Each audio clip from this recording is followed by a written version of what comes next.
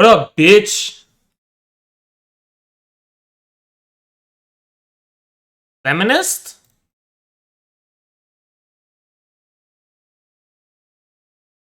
Are you a fellow feminist?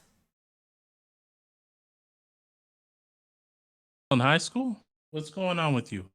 Are you a fellow? I'm asking you if you're a fellow feminist. Like, I'm just wondering if you've fully grown yet. Okay. Are you a fellow feminist? Yes or no? Yeah. Yes. Would you consider yourself the defender of women on the internet, just like me? No, I agree.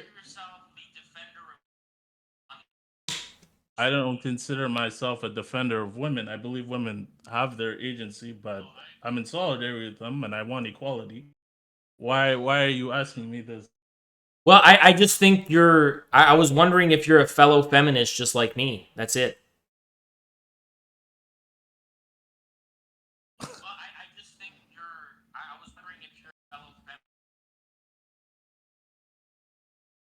Well, I believe in equality for everyone. So yes, I'm feminist by definition. Excellent. Absolutely stunning and phenomenal.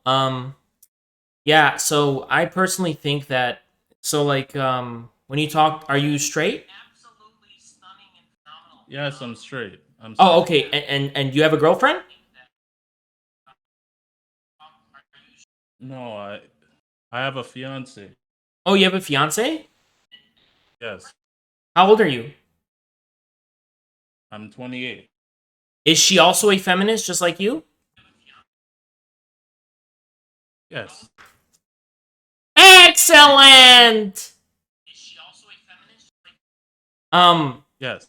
So let me tell you something though, and this is really important. It's her choice, okay? And she may, and it's not gonna be your fault. Patriotic Big Mac Joni.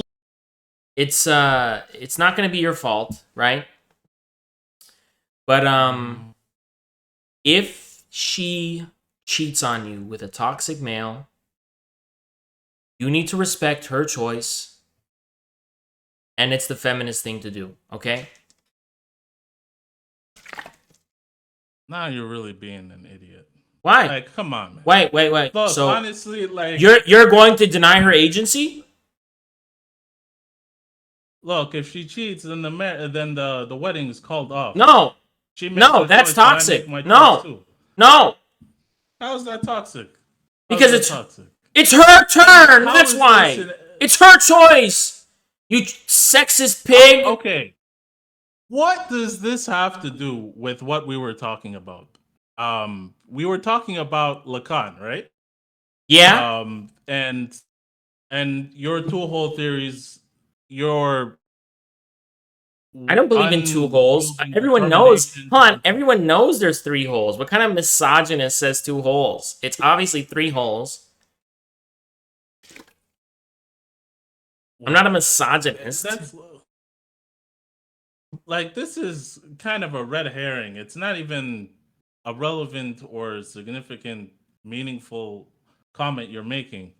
Really, I'm just saying, if she wants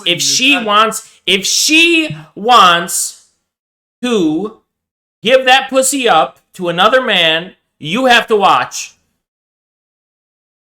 Oh my god. Mm-hmm. It's her turn. And we're in 2021. Yeah.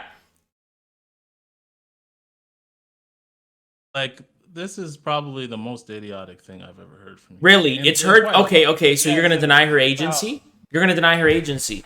You need to atone for your male crimes and let her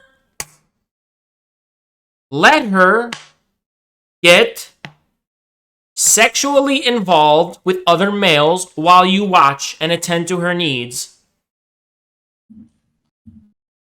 That is okay. In what way? Let's go back to what we were actually discussing and try to figure out how you ended up getting that conclusion from my argument. What I was saying.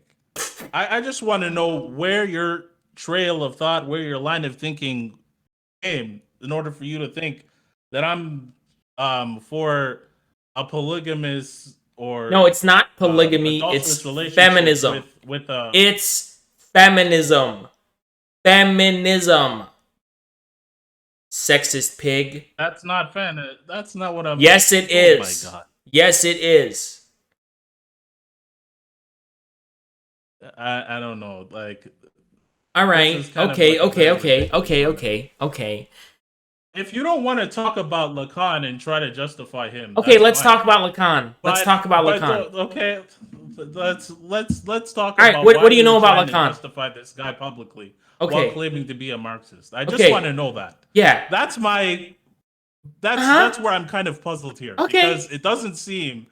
Yeah. Okay. What is the Marxist theory of subjectivity? There's no subjectivity. There's one. There's no real such thing as reality. subjectivity? There's an objective reality. Oh, there's no such thing as subjectivity at all in Marxism. The subjective or the subjective view that people have on the society is based on their relation with it. So it's actually based on material and. So what is the objective Marxist theory of individual subjectivity? individual subjectivity? Yeah. Many times the subjectivity it's linked to idealism. So it's a thinking that I'm asking you what the Marxist theory of individual subjectivity is. How do individual subjects, how do they work? What is the individual subject? How do they form an identity? How do they form desires? How do they form is there an unconscious? Is there a subconscious? What are those things? What is the meaning of sexual attraction? What is the meaning of sexuality? What is the meaning of fantasies and art and imaginary? What is the Marxist view on these kinds of things? that many things are based on the relations to the production. It's based on class. So how does that apply in reality? How do you apply that in reality? Can you apply that in reality? How do you go from relations of production in class to, for example, furries, explaining the phenomena of furries? Can you do that? Well, furries is just some weird hobby that people do on their Yeah. side. How is that? How is It's that? kind How of- can you explain it in terms of the relations of production and that kind of thing? Oh, usually people when they get involved in this furry stuff, going into that culture or getting the costumes and all of that, it's from commercial influences. Sometimes it's influence from. Now, how does that relate to the relations of production? Well, in a way, it's a distraction. It's kind of like So furry. So the way you explain furries from a Marxist perspective is that there's just this distraction that people get involved in, and that's all there is to it. Basically, yeah. So why are they furries? So why are they furries? Perverted and so why is there perversion? Why are there furries? What does that mean? What is that? Look, furries comes from people wanting to return to their childhood influences. Wait. Okay, why would that be Marxist? Why is that Marxist? What does that have to do with Marxism? And Marxist theory of subjectivity that you're peddling and you're saying is incompatible with Lacan, and because you have a true Marxist theory of subjectivity yourself?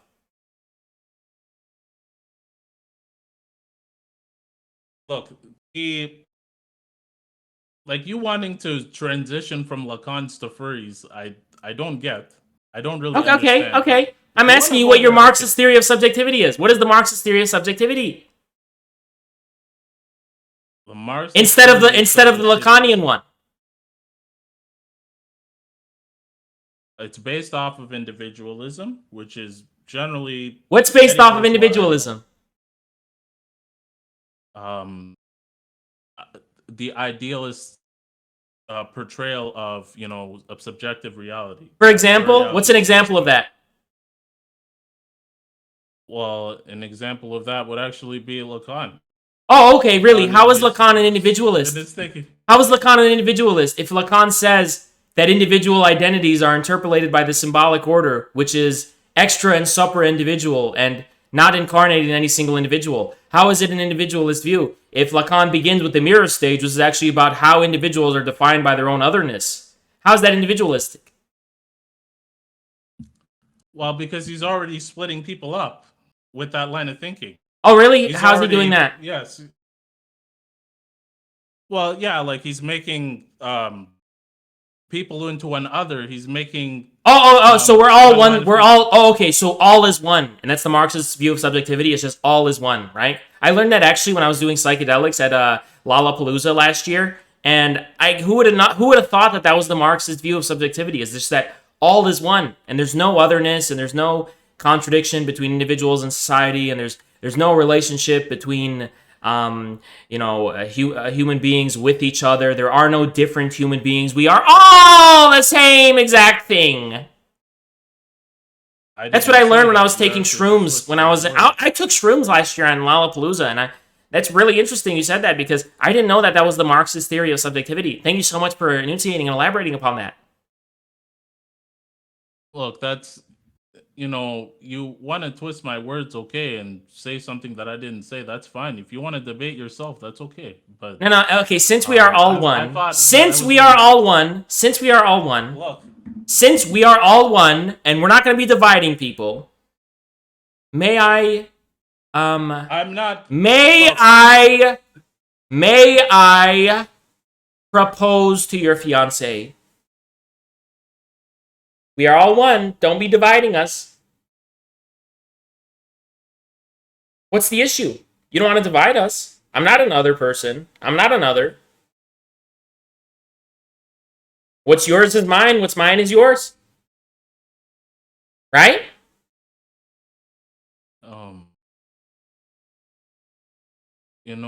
Like Feminism! This sort of psychology and these sort of idealist concepts. Yeah. What's idealist about it? Tell me the idealism. Explain the idealism. Fine.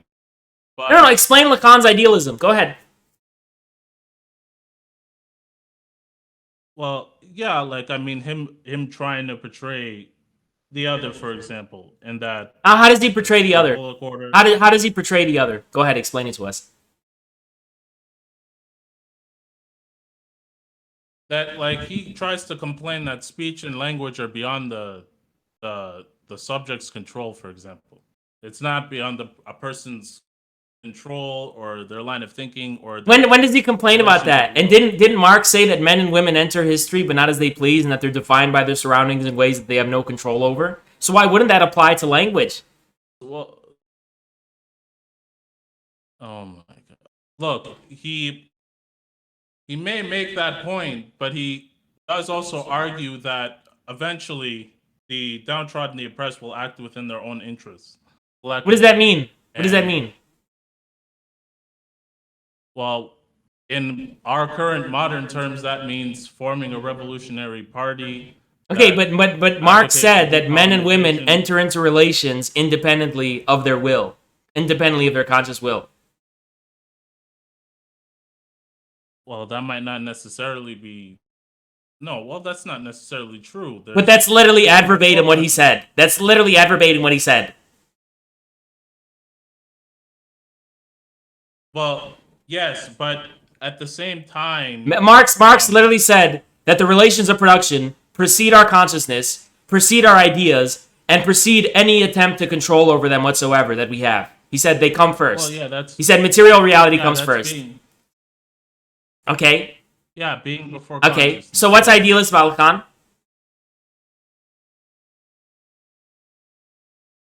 Well, there's no such thing as an algebraic symbology. What? You're talking about the mathemes? What are the mathemes? You understand them? What are the mathemes referring to? What's their object? So, the matheme... You're Googling it right now. I'll give you a second. Keep Googling. Keep Googling. Oh, crap. What are the books you've read on Lacan, by the way? You sound very well educated, and you sound very well educated on the matter. What are the books you've read on Lacan? Look, Huh? Sorry, I didn't hear you. What books? Look, I haven't read it about Lacan. Did your fiance read any books? Because maybe I should just talk to her instead. Why don't you put her on the mic? I'll talk to her instead. Maybe she read some books. Well, she's. Let's give women a chance. Let's hear what women have to say. First off, she's in Ethiopia. No. A lot of What? her reading is in Tigrinya. She's what? Her reading is in Tigrinya. She's in Ethiopia right now. She's in Ethiopia. We'll put her on the phone. We'll talk to her.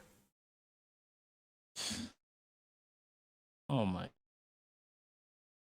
I don't understand why you want to make women into the other. Oh, I don't want to make them into the other. I want us all to be one. I don't want us to make them in the other. I want us all to be one.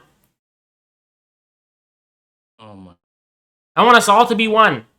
And that's why I think we should gather together. Me, you, and if she so agrees to it, your fiance, and we'll have lunch. And I will propose to her as well and see what she responds as. And I'll propose this to both of you, and I will be the third wheel of the relationship. I'm not other. I'm not a stranger.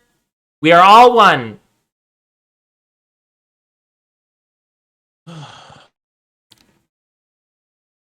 Look, I don't understand why you want to advocate for somebody that ended up being a sadistic narcissist. Okay, what does that have to do with Lacan's theories? Well, it's an inevitable result of his theory. Well, Engels slept with everyone's wife. Did you know that? Frederick Engels, he slept with everyone's wife. He did not sleep with everyone's. Yes, he did. He literally was piping every single person in town. Everywhere he went, he was piping. Yes, he was. He was piping everybody. Do you actually have a source for that? Yes, I do. Look it up. Literally look it up. He would write about it to Marx in his letters. Engels literally slept with everyone, including other people's wives. Engels had a polygamous relationship with his wife and his sister. No, he didn't. He literally would just sleep around. All right. Tell me the source. Tell me where you've got Look it up from. Look it up. Okay. Engels sleeps around. Let's see. Look up Engels sleep with person's wife. Person's wife.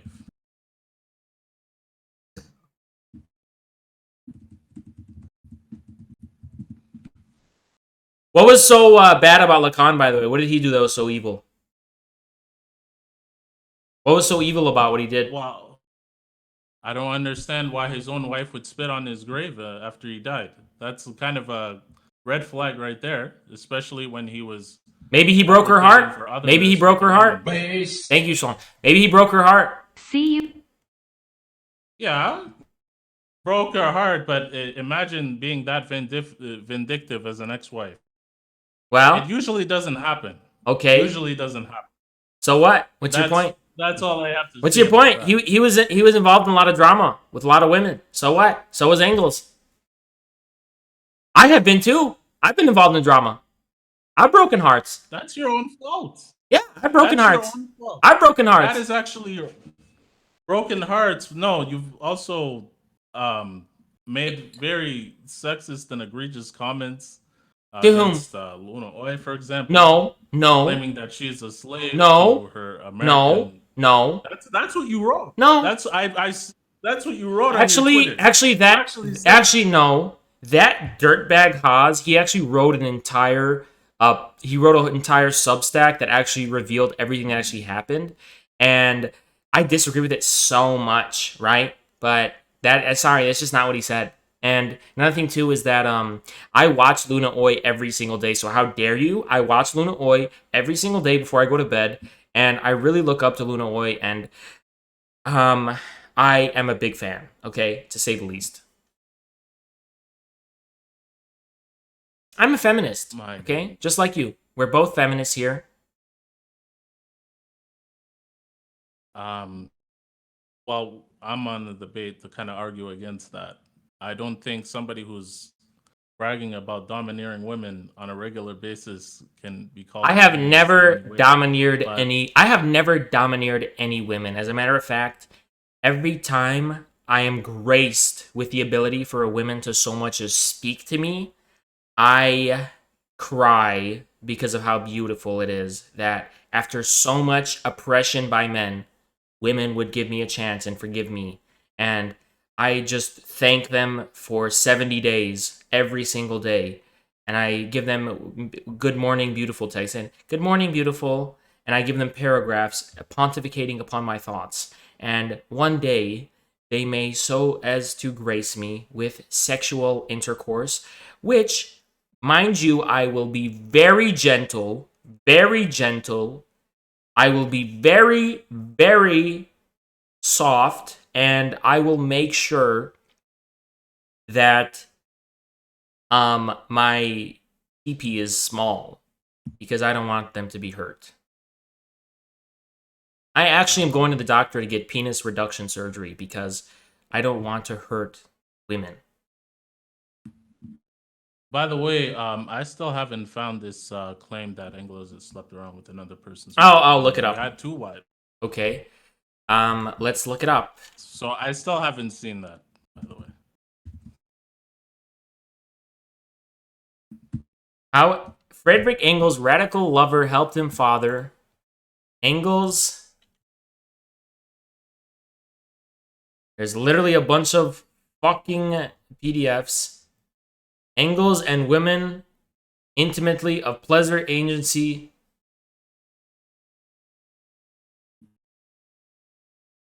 So it's just talking about his wife and his sister, but that's kind of known, and that What? was done with consent of all parties.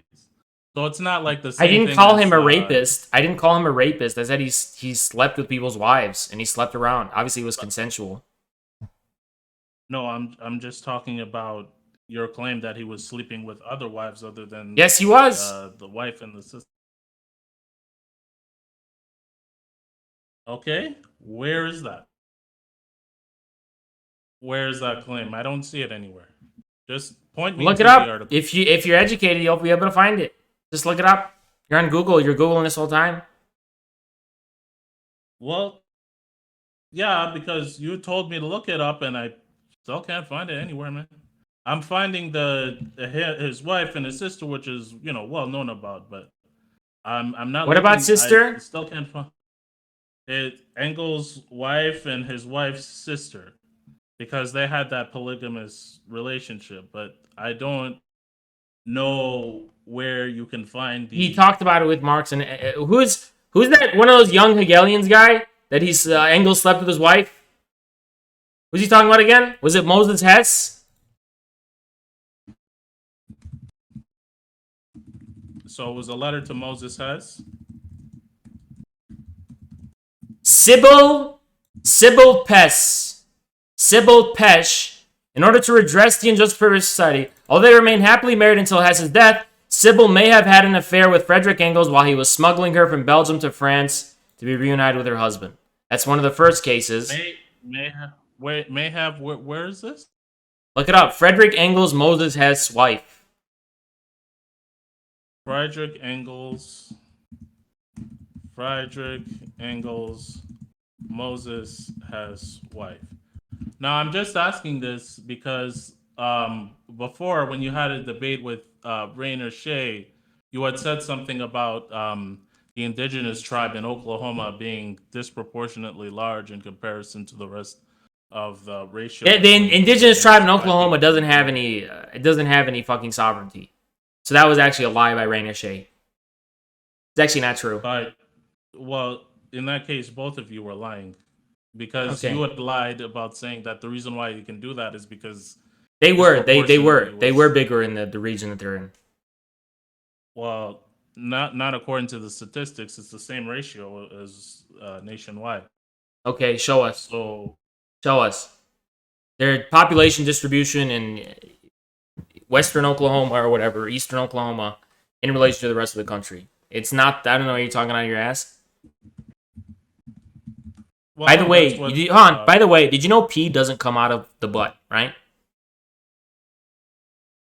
Yes, I know that. Okay, I'm just making sure a lot of misogynists are going around saying that. And I just want to make sure you know that.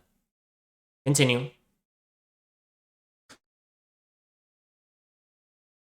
So Eastern Oklahoma still By the can't way, find did you know? this Hold on. Did you know I for know that women don't woman. pee out of... Hold on. Women do not pee out of the butt. Did you know I knew that? And I know that because I'm a feminist, by the way. Okay. Yeah? Yeah, Did I you, know. Don, did you know? How many... Did you know women have 3 holes? I don't know why you have decided to make it your business to assert what's going on with the lower Did you bodies of know? women. Did you know that? But Nah, he didn't know that, did you? Got him. We got him. well, We got him. You didn't know that. You didn't know that, did you? Yeah, there is a 3rd hole. Yep. look, I He didn't know know. about my fiance and I know about my ex-girlfriends and Nah, that's you it. didn't They know. have, I told you. look, I'm You, not here to assert what's going on with somebody else's body. I have an interest. you need to become a better feminist. You are harming women's rights. You are harming women's rights. How am I harming women's rights? Because you don't acknowledge the urethra. You don't pay enough attention to it, and you don't talk about it enough. Say the urethra's name. Say its name. The urethra. Say its name. Sexist pig. Okay, there's urethra. Why are you obsessing over the urethra or whether women have 2 holes? I am not obsessing over it, you pig. I am not obsessing over it. Just because you don't know how women pee or how vaginas work doesn't mean I'm obsessing over it. I'm a male feminist. Okay? You are obsessing over it. No, I'm not. You need to lost know. your mind on it. You need to know how women pee. You need to know how women pee or they will never have rights. I don't know why you've lost your mind on reverse. No, I haven't. You're harming women's rights. You're harming women's rights. Say its name. Say its name.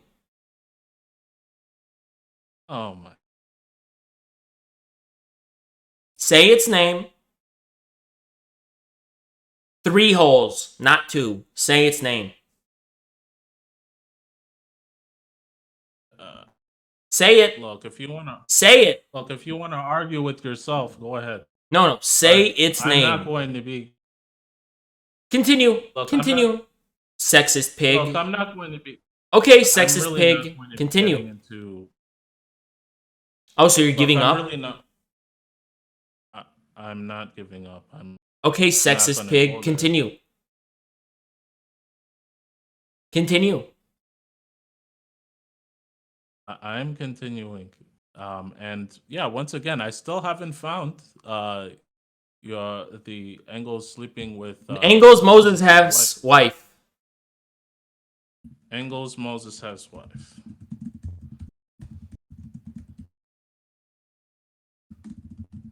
So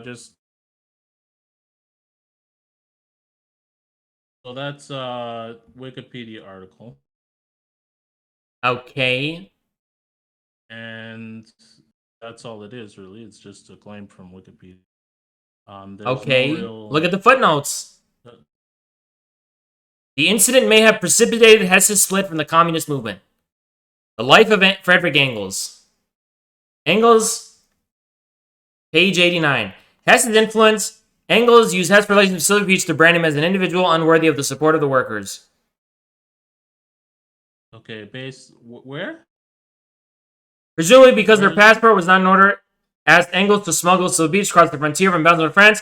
Engels do it. Once he in Paris, her conduct was to bring Hess into discredit.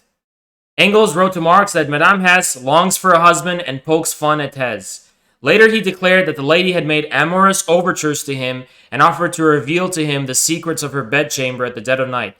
Hess was furious with Engels and wrote to Marx, "I don't want anything more to do with your party."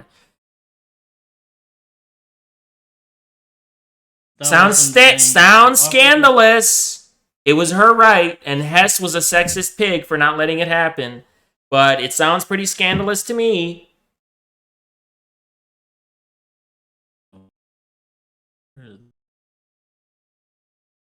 Okay, fine. So this is from. Do you Yeah, I still. are you allow yourself to get pegged? I do not. Really?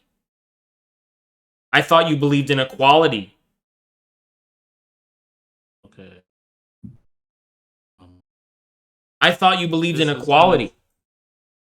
This is like first off, whatever happens in the bedroom of a man and a woman No, is generally no, supposed to no, it's remain a not. private matter. No, it's not private.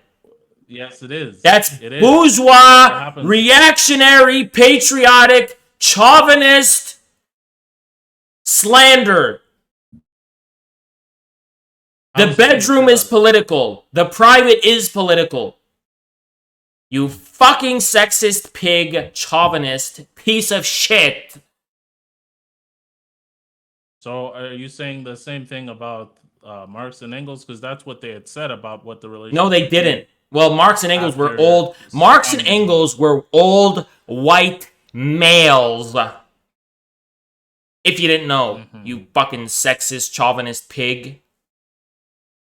Are you going to be saying the same thing about Rosa Luxemburg because she was a Marxist? Oh, I love Rosa Luxemburg. You do?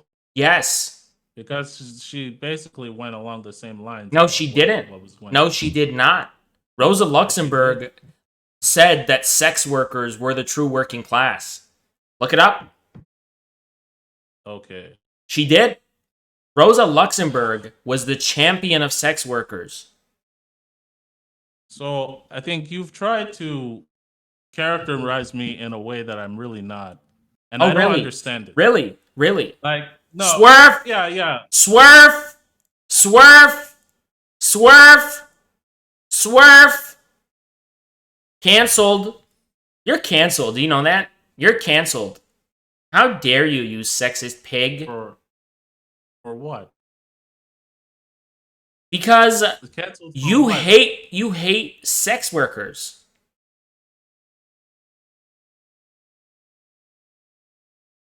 I'm generally against prostitution. Really? How many holes are there? especially- How many holes are there? It's not my business. And Oh, it's not your my concern. business. Typical male behavior. It's not your business. You know, in a true feminist I'm world, only in a concerned true with feminist women. world, men would use their mouth as the toilet bowl, and then it would be their business. Now, wouldn't it? Look, if that's what We you have wanna to do save the environment, and we are wasting a lot of water with toilets and toilet bowls, and men who were destroying the planet have to take responsibility. And all I have to say to my fellow men is open wide, and you will know about the third hole. Look, if you want to do Reactionary! Reactionary! that's up to you. Reactionary! Go right ahead.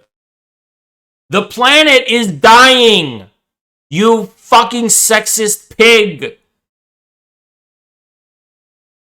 You know, you've kept this role for a long time. I'm No. kind of amazed you're able to keep this up. You literally desecrate the ground and are plant allies of the indigenous folk. Wow. You're on stolen indigenous land, you pig. And wow, you've got more perseverance on this role than a 5-year-old. I appreciate You are on stolen that's indigenous land. Stolen! Oh, While you destroy the planet. okay. Do you want to know what my politics actually are or not, or do you want to actually have a conversation? Hold on. Are you a just vegan? wanna know. Are you a vegan? No, I'm not. What? I'm not a vegan. I'm not even a vegetarian. You scumbag speciesist. So you're better than animals? You're a murderer. Meat is murder, and you're killing the planet. Meat is murder. Meat is murder. You know, there are You don't even know where P comes from. underdeveloped You don't even know where P comes from. You don't even know how women's vaginas work, you fucking pig. You're sitting here eating meat. Okay. Yeah. Yeah. By the way, did you know that pee doesn't come out of the butt? Ha! You didn't know. Ha ha! Okay. You didn't know. Ha! Fucking virgin. I don't know. I don't know what value your viewers seem to get out of any of this. Okay, well, let's debate then. What do you want to debate about? Well, I mean, let's talk about why you think Dugin is a great intellect. Let's go with that. What do you know Let's about start with Dugin? What are Dugin's views? What is Dugin's primary views? So he starts off his book by saying that Marxism has failed. Yeah, did it fail in the Soviet Union? No, he said the ideology in general has failed. Was he wrong to say that? Wait, hon, was that wrong to say in the 1990s?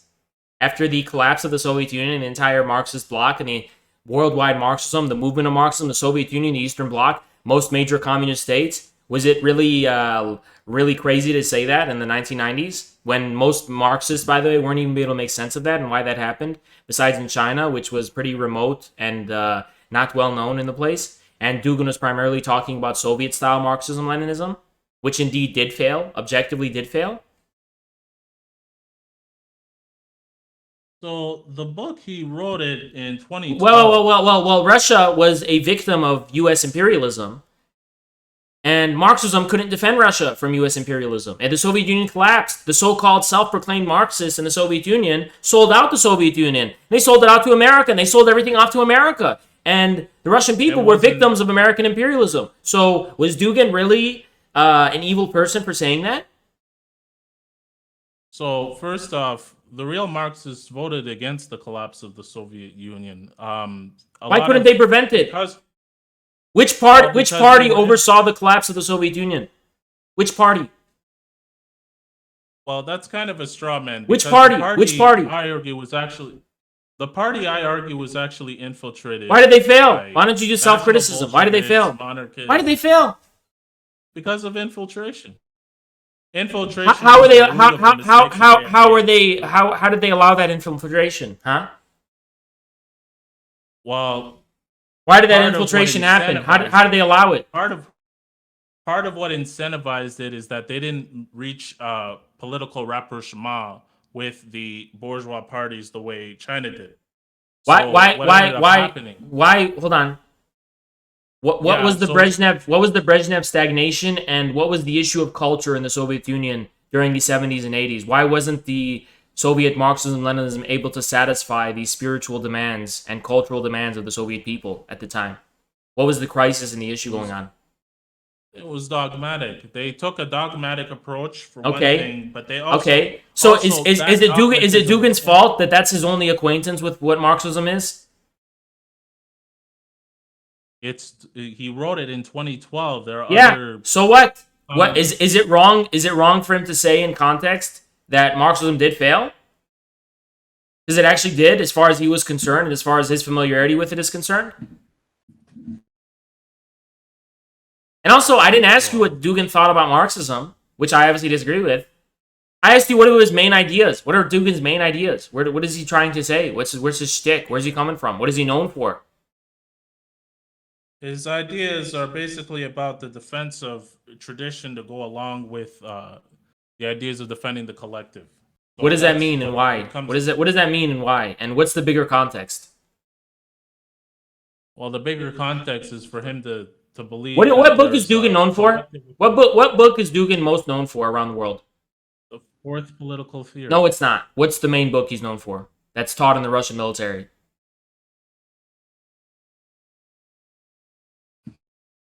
I think it's the the one about making a greater Eurasia, right?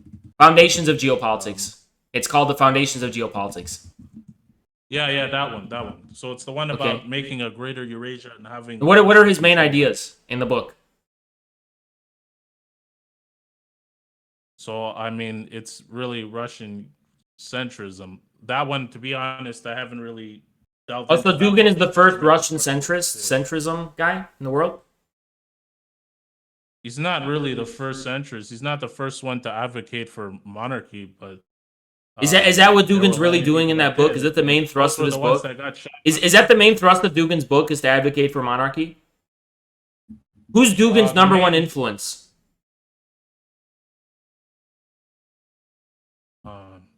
Dugin's main, well, I think it's really just theocratic element. That's basically what I get from reading the book. You didn't read the book. Why are you saying You actually didn't read the book. If you read the book, you'd be able to answer my questions. You can't answer my questions. Well, I'm more focused on kind of like the main ideas themselves. What are the main ideas? What does Dugin represent? What does he represent? He represents Russian collectivism on a pro-monarchist line of thinking. Really, is that the main thrust? Is that really what defines Dugin, is monarchism? It's monarchism, the idea of the collective, maybe. No, it's not. Ideas against, and is anti-liberal. Okay, he's anti-liberal, but what does that mean? Like he doesn't. He's anti-liberal and he calls himself anti-capitalist. But really, what he's you don't know anything about Dugin. You don't know anything about Dugin. You never read him in your life, so I don't know why you're complaining about him. Can't even give me one unique insight that Dugin has. Well, how about this one? The left and the right are on the periphery. There's no. They are on the periphery. They are on the periphery. We are ruled by a fundamentally centrist ruling class. How are the right and left are on the periphery? What are you fucking talking about? So is this just your moral relativism talking again? Where you say that... so you think the Republicans and Democrats are really... You think there's a real difference between Marco Rubio and the Democrats? There is none. There's no difference. I argue, actually, that they're both fascist parties. Okay. Both of them, both the Democrats and the Republicans. What did Dugin say about fascism, especially recently, after the Ukraine experience? Well, I'm going to go by the book. I didn't actually hear his comments on Ukraine. But going by the book, he had basically argued it was just about countering liberalism and going back to tradition. No. That was his line of thinking about what... That's actually not true. Well, that's what he had said. Just going by what he wrote. No, Dugin said that fascism was a failed rejection of both liberalism and communism. And then he recently says that fascism is a form of anti-human and fundamentally liberal and modern pathology. He rejects fascism. And he also completely rejects racism and Nazism. Did you know that? Okay. So why did he write in his book that it was a way of opposing liberalism? Because he thought it was. So he thought it was a fail. He also said communism was a way of opposing liberalism. Well, it still is. In many ways. Dugin says he rejects both of these rejections of liberalism. He says these are not able to overcome liberalism. But that's nonsense. Well, you can disagree with him, but that's not his main idea, though. What's the main thrust of his idea? The fourth political theory is Dugin's attempt to answer to the inadequacies of Marxism and Leninism. Now, does he do that successfully? Probably not. But he at least recognizes there's inadequacies in the mainstream way it was being interpreted. And second of all, you haven't answered me what are Dugin's main ideas and what are his main insights? Those are what I believe his main ideas and insights are. Because That's those are the ideas that's advocated not by his the main National ideas and main Bolshevik Party. insights. What are his views about geopolitics? What does Dugin say about geopolitics? Well, it sounds very Russian centric. What does Dugin really say about about Russia? What does Dugin emphasizing say the about Russia? collective. What does he say about Russia? Well, I mean, he's made many times, anti-immigrant remarks about making sure to preserve the collective. When pursuit has of Russian Dugin spoken against orthodoxy. immigrants? Because I recall Dugin saying that anyone who speaks against Muslims is Well- trying to promote separatism and is an enemy of the Russian people and the Russian state. Anyone who antagonizes Muslim immigrants, he said, anyone who antagonizes Muslim immigrants is by nature an enemy of the Russian state and the Russian people. Well, that's because some of them are coming from Tajikistan, which was a former member of the Soviet Union. Okay. So, I mean, When look, did Dugin say? What are Dugin's views on racism? Is Dugin an ethno-nationalist? well, yes, in my opinion, he is. Oh, what's some evidence that he's an ethno-nationalist? Well, when he had an interview with these two ladies who came by, the conservative ladies from the U.S., and he was having a Laura conversation Southern? with them. Yeah. So what? He talks to anyone. I He will can't- literally talk to anyone. Yeah, but I'm talking about what he actually said to them. What'd he And say? What he had said to them. Well, what he had said to them is trying to resist, and so many people want to make individualist arguments when trying to oppose and suppress, too much immigration. But he had said that we should be thinking about the collective. Okay, And, I agree with that. We should be collective thinking about the society, collective. and I'm the I'm ethnic I'm not against and- immigrants, and I do think we should think about the But- collective but- realities. but- We but should think about the when it collective was- realities. Of course we should. Otherwise, you're going to have racism, and you're going to have problems, and you're going to have tensions. You do have to take into account, and you do have to think of it from a collective perspective. You do have to take into account that on both sides, these people come from radically different cultures, and if you don't recognize it at a collective level, and you just treat it as a matter of individualism, where everyone's just an individual and they're the same thing, you're going to be ignoring the cultural tensions and the racial tensions or whatever.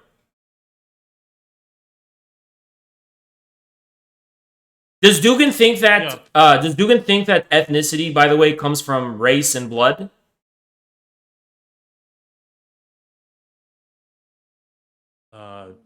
No, I don't. Why were you taught to say all these unfounded things about Dugin? I'm not saying unfounded things. I'm literally quoting his tag. Okay, quote it. The thing on the periphery, for example, no relation, and about making sure that we go back to tradition. That's what Okay. he's talking about. Going back to tradition. Why would you go What back to tradition? does he say about going back to tradition? That's the main goal. Can you quote?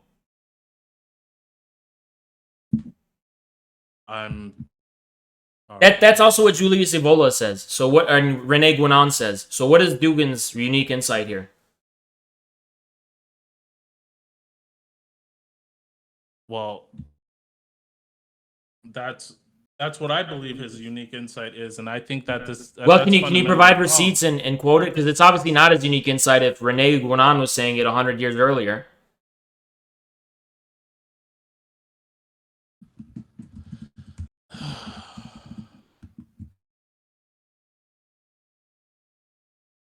Okay. Look, I will definitely say that when thinking about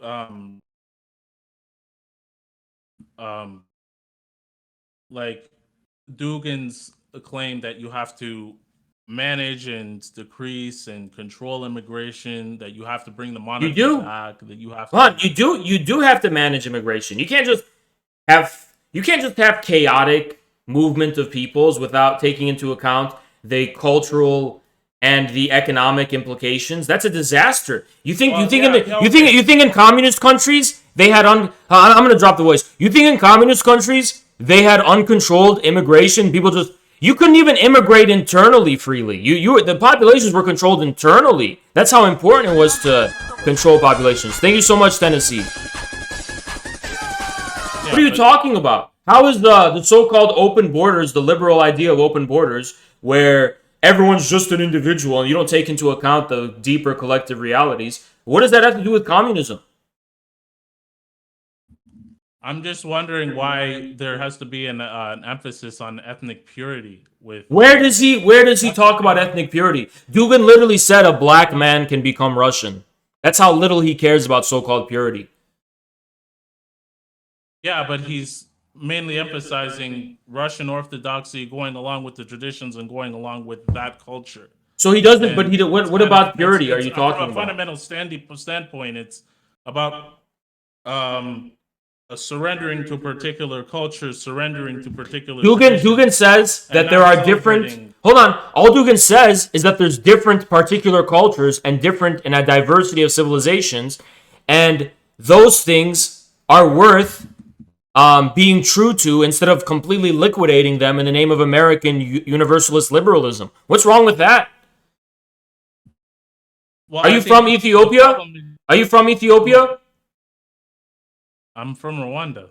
Okay, Rwanda is a very unique culture and a very unique civilization with very unique traditions. You think all those traditions should just disappear? Who's arguing for the disappearance? Well, Dugin is saying that American universalist liberalism is trying to erase these different particular cultures and make them all into American liberal culture. Oh, that's not. Look, you don't think that's true? You don't think American globalization, American-led globalization, is trying to threaten the particular and unique cultures and identities of various different peoples around the world? Well, actually, no. Look, I agree with that, but him using that as a straw man to justify the suppression of other cultures. When has he advocated for the suppression of any culture? When he explicitly states that he doesn't want other people to come in and maintain their culture, that they have to follow on. And he didn't say that. When did he say that? With his fourth political theory, when he tells everybody that they have to go along with the constitutional monarchy. Quote it. By definition, that's what they're doing. Quote it. Dugin doesn't believe in a constitutional monarchy, by the way. If anything, he would believe in like an absolute monarchy, if he cared about monarchy. He openly says the National Bolshevik Party is the closest to achieving his political theory. And the National Bolshevik What Party year was this? What year was this? It's not a year. It's in the book. What year was the book published in which he said that? 2012. So in his book in 2012, he said the National Bolshevik Party is closest?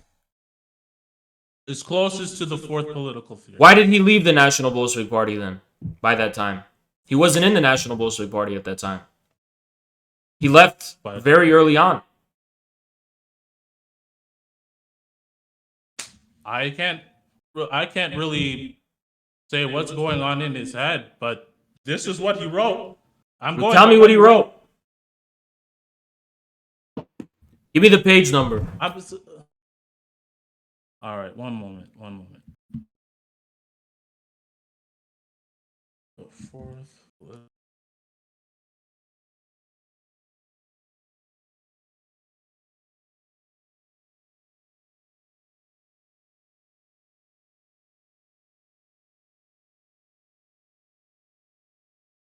Okay. The project of the National Bolshevik Party, which I, in my time, was preparing to transform into an authentic Russian conscious national Bolshevism on the foundations of the theories of Ustrylyov, Nikish, and the leftist Eurasianists, alas, degenerated at the end of the 1990s into a hooliganism and senseless organization, and later started to serve the anti-Russian orange ultra-liberal powers fed by the West, which completely contradicts the fundamental premises of National Bolshevism, which represents both in theory and practice the conscious left, being thus a strictly anti-liberal, Russian patriotic, and consequently anti-Western project. Mhm. So he literally says he left the National Bolshevik Party because he thought it degenerated into hooliganism and so on and so on. That's what he says in the book.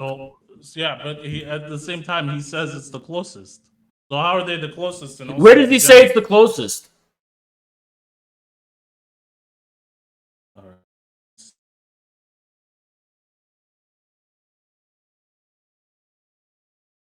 Those same marginalized groups who, imitating European neo-Nazism, attempt to bring out an amalgam of National Socialism by name were never gauchos, insofar as they imitate, as a rule, from a deficiency of intellect, the gadgets of Hitler's regime, as it were continuing to play on at soldiering in the sandbox or watching the program of 17 Months in Spring, delighting. Yeah, this is. So he's completely against Hitler and neo-Nazism.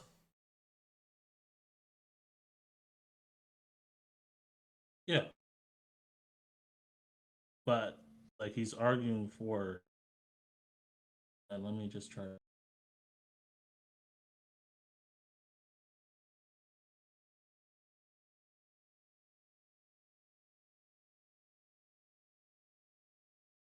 So find the quote. Yeah.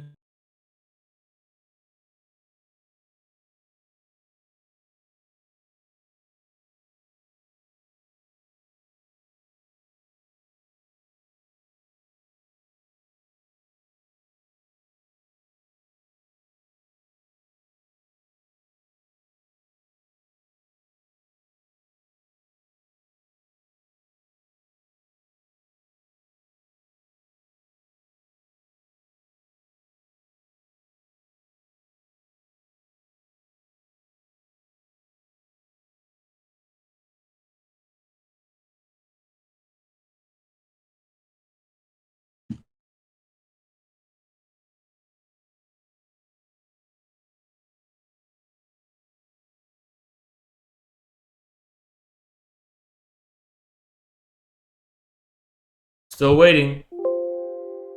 Yeah. Just-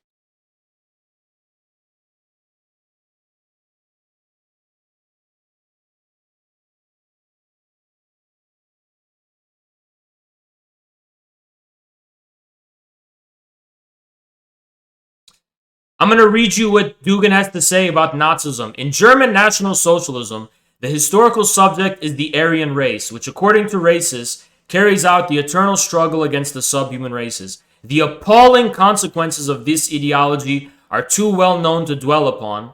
However, it was this original definition of a historical subject that was at the heart of the Nazis' criminal practices. That's what Dugin has to say about Nazism.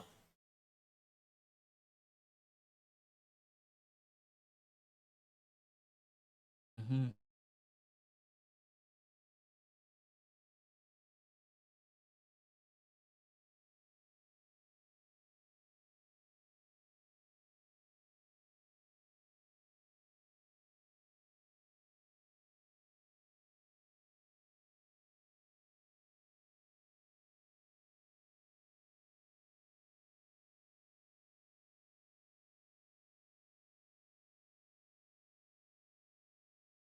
In addition, Hitler's anti-Semitism and a doctrine that Slavs are subhuman and must be colonized is what led Germany to go to war against the Soviet Union, which cost us millions of lives.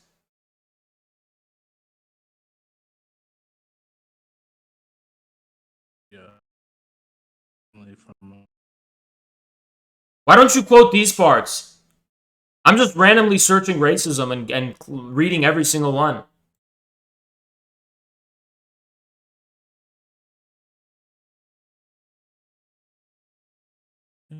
European and American sides are fundamentally afflicted with these types of racism, unable to eradicate them from itself despite intensive efforts. Being fully aware how revolting this phenomena is, people in the West tend to make racism a taboo. However, all this turns into a witch hunt. New pariahs accused of fascism are its victims. Thus, this very political correctness and its norms are transformed into a totalitarian discipline of political, purely racist exclusions. Mhm. In this manner, institutionalized French left liberal anti-racism has gradually become the distribution center of racial hatred. Even Africans suffer from being accused of fascism. So he's saying the liberal form of anti-racism is actually functionally in reality a form of racism against immigrants and against other people from other cultures who don't conform to the politically correct model.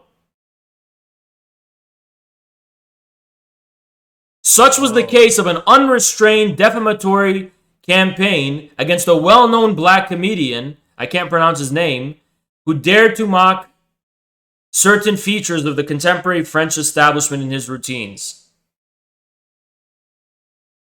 That's what happened to Dave Chappelle too, by the way. Yeah, because look, quite honestly, many of you take the idea that people questioning the orthodoxy. Are you going to get the quotes or not? To challenge the, Are you going to get the quotes or not? I'm still looking for it. Sorry about that, but I'm just saying, like, going back to what you had said earlier about the campaign against Dave Chappelle. He's not the first comedian to have gone through campaigns against them for objectionable content. He's not the first one, and he's not going to be the last, actually. Really? And well, he can't get his film. He can't. He's not. He's being disinvited from film festivals. He can't. Voidborn donated He can't get his $25. movie I anywhere. think the next thing we should ask our resident male feminist is where did he learn to repeat all these lies about Dugin, and who benefits the most from this disinformation? Thank you, Voidborn. Yeah, we want to know, where did you read all these lies about Dugin, and who benefits most from the disinformation?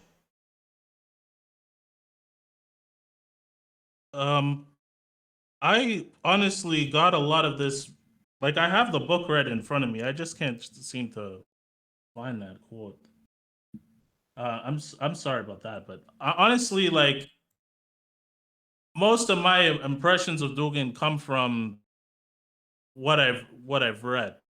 What did you read? My own personal opinion. What did you read?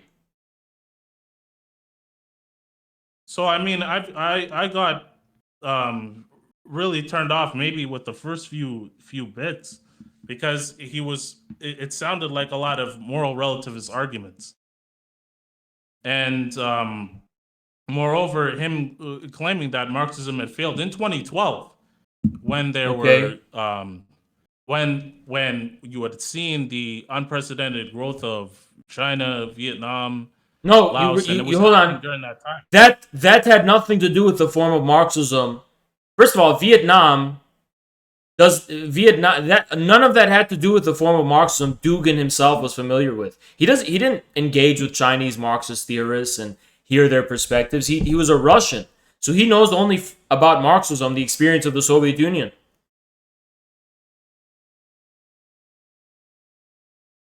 So you're saying he didn't know there were Marxists around the world? He did, but he wasn't familiar with their theories and their ideas.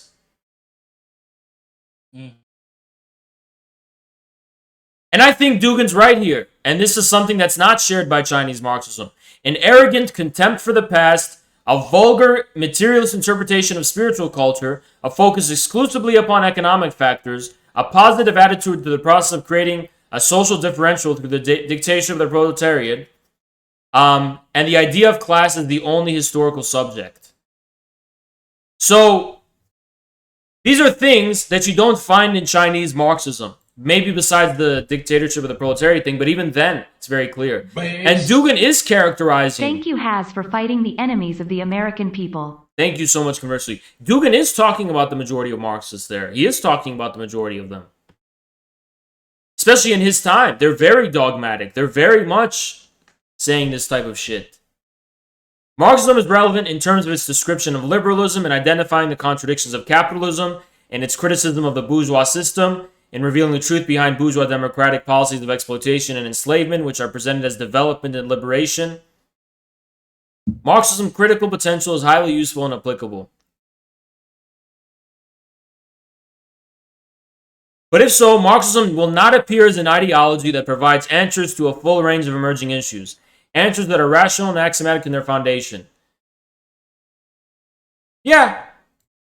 The Marxism which we can accept is mythic sociological Marxism. I think Dugin is open to the possibility of Marxism being revived and given new perspective, and he would probably be open to it. He's just saying, as far as the Marxism we know now, which I agree with him, it's been inadequate to address the current realities and current problems. Mm-hmm. Well, that's Russians. The Russians being dogmatic about Marxism and abandoning it in 1991 was just one event in political history. Most of the other... He raises a good point. The first and most prominent contradiction is Marx's unfulfilled prediction about the type of societies that are most prone to social revolutions. He was confident this would take place in the greatly industrialized countries of Western Europe, which had a high level of manufacturing and contained a large proportion of urban proletariat. Such revolutions were considered impossible in agrarian countries, as well as those countries with an Asiatic mode of production, due to their supposed backwardness. In the 20th century, everything that occurred is to the exact contrary. You realize decolonial and Fanonian thinkers say the same thing he's saying right now in his critique of Marxism, right? You realize those people say the same exact thing. Sorry, I missed that. What did you... Socialist revolutions and socialist societies developed in agrarian countries which had a traditional, rural population, while nothing similar occurred in any of the highly developed nations of Europe and America. However, even in those countries where socialism was victorious, the dogma did not allow for a rethinking of its basic logical assumptions, such as to reconsider the role of pre-industrial factors or to honestly evaluate the real power of myth. I think that's a fair criticism. I don't really necessarily disagree with that. Then he goes, and this is my favorite part. He's talking about then he goes, their dogmatic... This is my favorite. In the end, European revolutionary communists turned into petty bourgeois clowns, entertaining the bored and jaded democratic public. I agree with that. I fundamentally agree with that.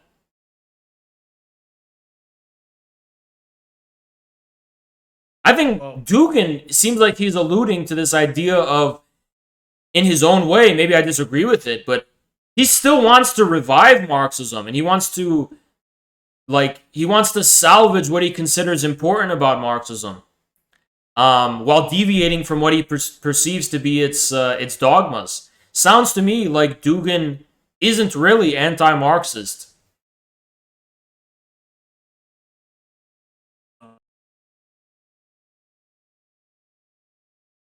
All right, so let me go to what I had said was basically what I had said along the lines, him arguing that National Bolshevism is the closest. So yet in any case, it's necessary to rethink the second and third political theories in a new way, from a new perspective, and only after we reject our trust in those ideological structures on which they're orthodox.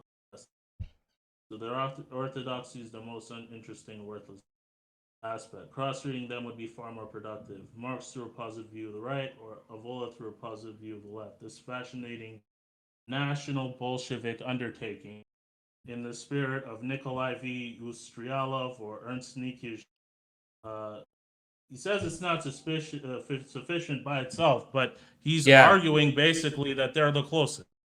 So he's the fascinating. Okay, so the so-called National Bolsheviks predated the Nazis, predated the so-called National Socialists, so it's not a play on Nazism whatsoever. These theorists came from the 20s. Well, I'm not saying that it's a play on Nazism. Okay. That's not Dugin is obviously influenced by the so-called National Bolsheviks of the 20s, who, by the way, Lenin critiqued very briefly in his critique of left-wing communism and infantile disorder. But he's basically saying they're not sufficient by themselves, and he basically wants to go beyond even them.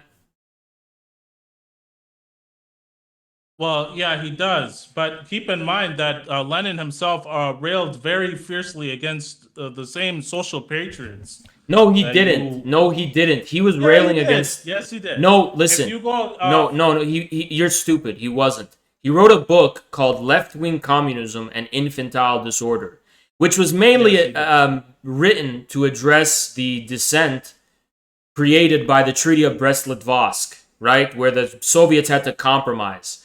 And he was addressing the National Bolsheviks, who basically were saying, no, we need to continue a revolutionary war against the imperialist bourgeoisie. So The National Bolsheviks Lenin was critiquing were anti-imperialists, right? He was critiquing them as ultra-leftists in that book, and he very briefly said, it is curious, and I'm quoting him, I'm paraphrasing also called him. them social patriots. No, he didn't. The social patriots, no, he didn't. The social patriots were from the Social Democratic Party. In left-wing communism and infantile disorder, the National Bolsheviks were a completely different phenomena whom he was critiquing for their ultra-left radicalism in relation to Brest-Litovsk and the need to seek peace. Had nothing to do with the social patriots of the Social Democratic Party. Because the National Bolsheviks were advocating, after World War I, for a revolutionary war against imperialist Britain and America in an alliance with the German bourgeoisie. After the war, right? As a form of anti-imperialism. Not during the imperialist war, after the war. All right. Well, I'll just try to find that letter that he wrote to the Americans. That he wrote to what? He wrote this letter to America, and he was actually complaining exactly about the same people you're talking about. The ones that, he wasn't. Wanted to keep the fight going instead of signing the peace. He was that was left-wing communism and infantile disorder, which was about Brest-Litovsk. So yeah, he's criticized them many times in many writings. He criticized the National Bolsheviks literally once, in passing.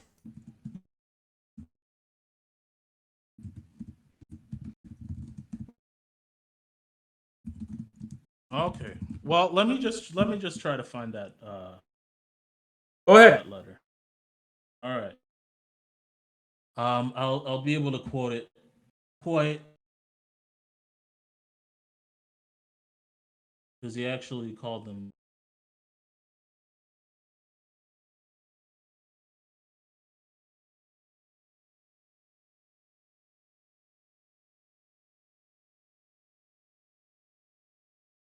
Those.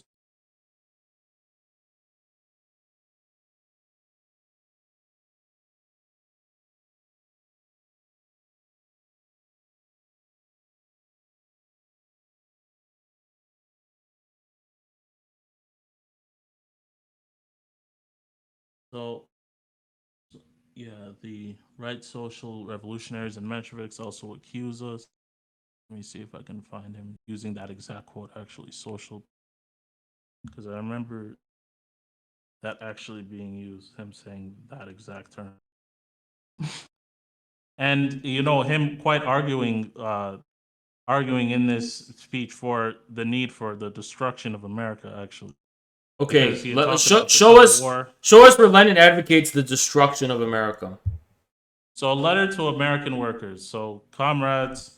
So he talked about how the Civil War. I need to find the part about the destruction of America, because in this is the letter where he praises the history of America's revolutionary tradition and compares the Russian Revolution to the American Revolution. So it's not really helping your case. Can you explain where he advocates for the destruction of America in this letter? Well, not necessarily the destruction of America quite literally, but he does advocate for civil war. And he talks about how that's going to be a necessity. Can you please quote it? Yeah. Just because it sounds like Lenin is trying to say that the American bourgeoisie is betraying the revolutionary legacy of the American state. The American workers, in their struggle against the bourgeoisie, should pick up the mantle of their revolutionary past against the bourgeoisie itself. Yeah. Can you please find where he talks about the destruction of America?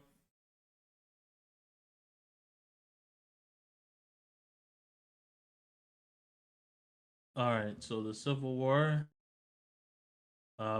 They will be us. Okay, so there we go. The American workers will not follow the bourgeoisie. They will be with us for civil war against the bourgeoisie. So he literally says the American workers will not follow the bourgeoisie. They will be with us for civil war against the bourgeoisie. The whole history of the world, the American labor movement, strengthens my convictions that this is so.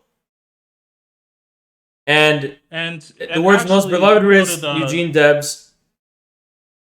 And he's And what he basically says he's talking about in the period of war, during the World War I, where he's advocating for the American workers to go to war against the bourgeoisie. Now, the representatives and defenders of the bourgeoisie and also the reformist socialists who have been frightened by the bourgeoisie and are shunning the revolution cannot and do not want to understand that civil war is necessary and legit. Now, yes, So- granted, there was a world war going on at the time, and that was probably going to end up being the choice. They were in the They- middle of a war. um, It was literally in the middle of a war, and Lenin was appraising the situation as a revolutionary situation. You check the year, it's 20th of August, 1918. So Lenin thinks this is a revolutionary situation at the time. Yeah. But you need to also understand. And at this time, the Bolsheviks were banking on the revolution to spread to Europe and the so-called advanced countries. And that was their idea, according to Marxist orthodoxy, that the revolution would spread to the advanced countries. So it was literally a matter of faith that it was going to happen. And that was what was going to save the revolution. Well, yeah, but I mean, he's also arguing in this article here that it's going to be a vastly greater task of overthrowing capitalist wage slavery than the old contemporary slavery. Then, And okay. that he's talking about a period where there was no world war, the overthrowing of Negro slavery, and that needed a civil war. So he's actually arguing in general that in order to overthrow capitalism in America, civil war. Lenin considered the American Civil War to be a revolutionary situation in and of itself. It was a revolution. He appraised it as such. Yeah. But now, when we are confronted with the vastly greater task of overthrowing capitalist wage slavery, so he's not necessarily talking about America. Why are we now in that confronted with particular it? context. What are the circumstances and conditions in which we are now confronted with it? Is it just because it's a matter of principle, or is it because of the actual material conditions at the time, which was the state of world war, and therefore, according to Lenin, a revolutionary situation? And also, a situation of following the Russian Revolution, which Lenin was thinking was going to spread. And he was wrong about that, by the way. It didn't spread. It spread to Hungary and attempted spread to other places. This ultimately was crushed in its cradle. Crushed. Not necessarily. The bourgeois had to make concessions in Europe, and they had to end the war because it was threatening. It wasn't because of the revolutions whatsoever that they ended the war. Well, it was the war. It was the plague, and yes, there was a strike wave throughout Europe. It was not. That was not the reason the war ended whatsoever. The war ended because of strike wave, the pandemic. No, it wasn't. Those were factors that contributed to the end of the war. Okay. Also, the treaty itself, the Treaty of Brest-Litovsk. So it had nothing to do with the United States entering the war and changing the game so profoundly that it couldn't even be fought anymore by the Germans? I don't like. There's a lot of sensationalism from Americans that they're entering the war basically at the last minute was really what changed the game. I don't. So what about the really agree 100 with Days that. offensive? No, What about the yeah, arrival of 1.4 million American troops in France and Germany? Sorry, in France, and the overwhelming of Germany. What about the food shortages, the illness? Okay, Well, so the I told strikes you and that those are all demonstrations in factors. Berlin contributed to it, but the main thing was America's entrance into the war and the resilience of France and the Britain in being able to repel Germany. Like, What about the honestly, withdrawal? What about the withdrawing of Germany's allies, like Austria-Hungary and the Ottoman Empire? yeah, like all of those things are factors in what ended the war. Well, the So all revolution did those not spread as was predicted.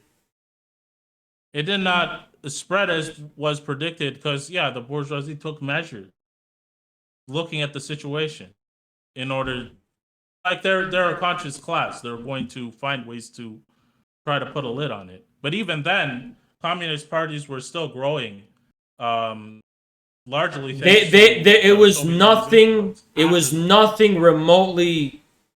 There, you had it in the East, like in China, but in Western Europe, you had pretty much nothing. You had a whole nothing burger as far as the spread of the revolution was concerned. You had an adventure or some kind of experiment in Hungary, which was an abysmal failure. You had the uprising in Germany, which was also an abysmal failure. So are you the yes? That uprising failed, but the Communist Party actually stayed relevant and stayed strong up until It was relevant, but nowhere near enough to ever be in a position to seize power.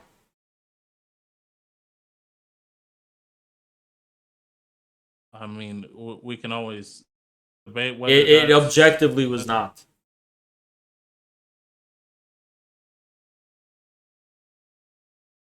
I argue like if you were looking at the polls and the figures of what they were getting numbers wise and things like that, they were growing. Yeah, they probably weren't going to be able to seize the revolution tomorrow, but they were generally like they're definitely a lot stronger than the parties here. For example, I'll give you like that's just one example. That's one comparison. Um, I don't think parties can really perform much worse than the ones in the settler colonies. But generally,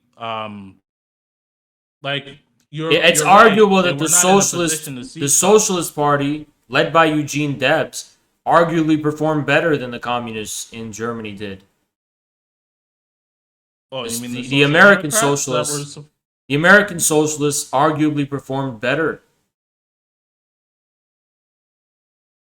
um like uh like those socialists ended up being opportunists in a lot of ways, like colluding with the Democrats, for example, things like that, and accepting certain compromises that Lenin didn't ended think up so. Lenin undermining. thought that Eugene Debs was the leader of the American proletariat. Well, that ended up not working out, did it? And honestly, failing to look at the multinational character of the country is the root of the failures of the communist movement. Okay, what is your overall point here? What is your overall point? So my overall point is that,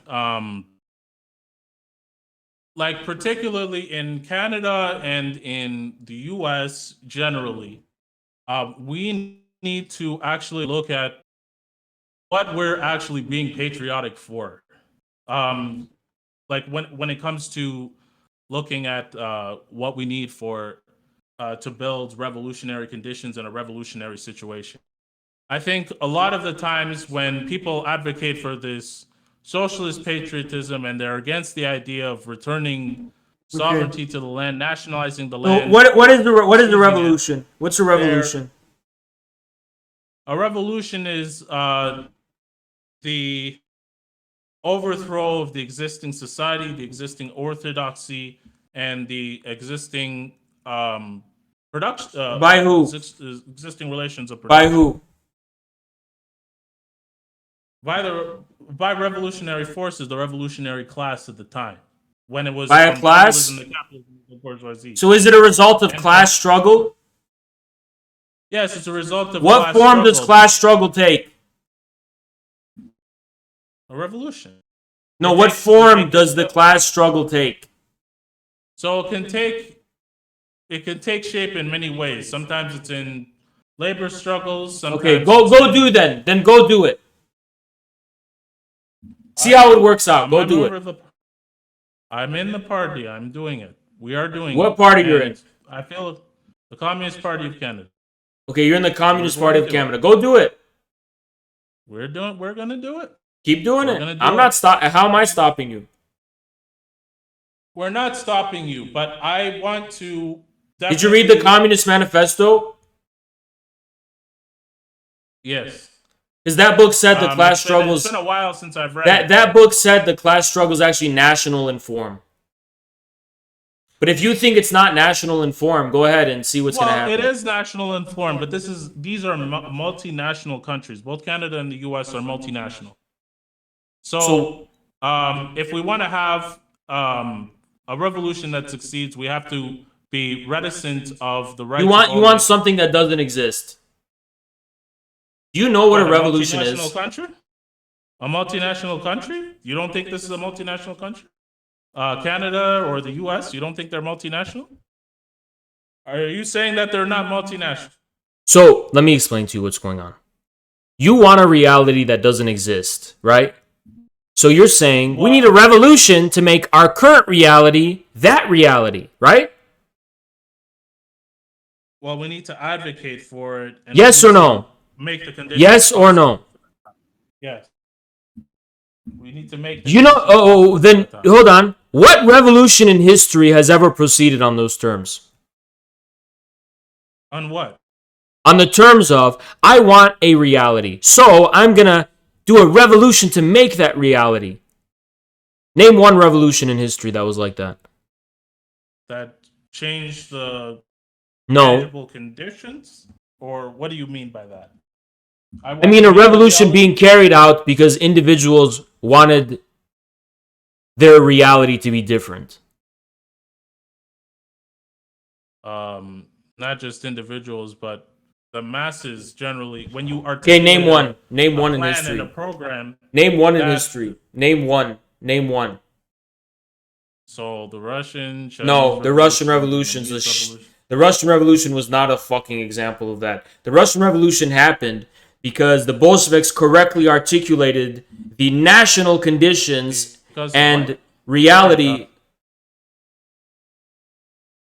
Do I have to mute you?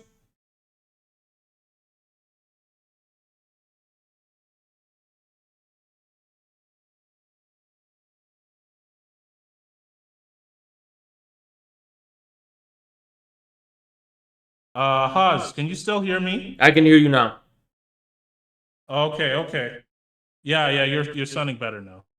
The Russian Revolution was not a case of people getting around and masses simply wanting a new reality. It was about the way in which masses, specifically led by the Bolsheviks, correctly articulated the existing national reality and seized hegemony over the Russian nation, proving themselves to be worthy of inheriting it and its continuity.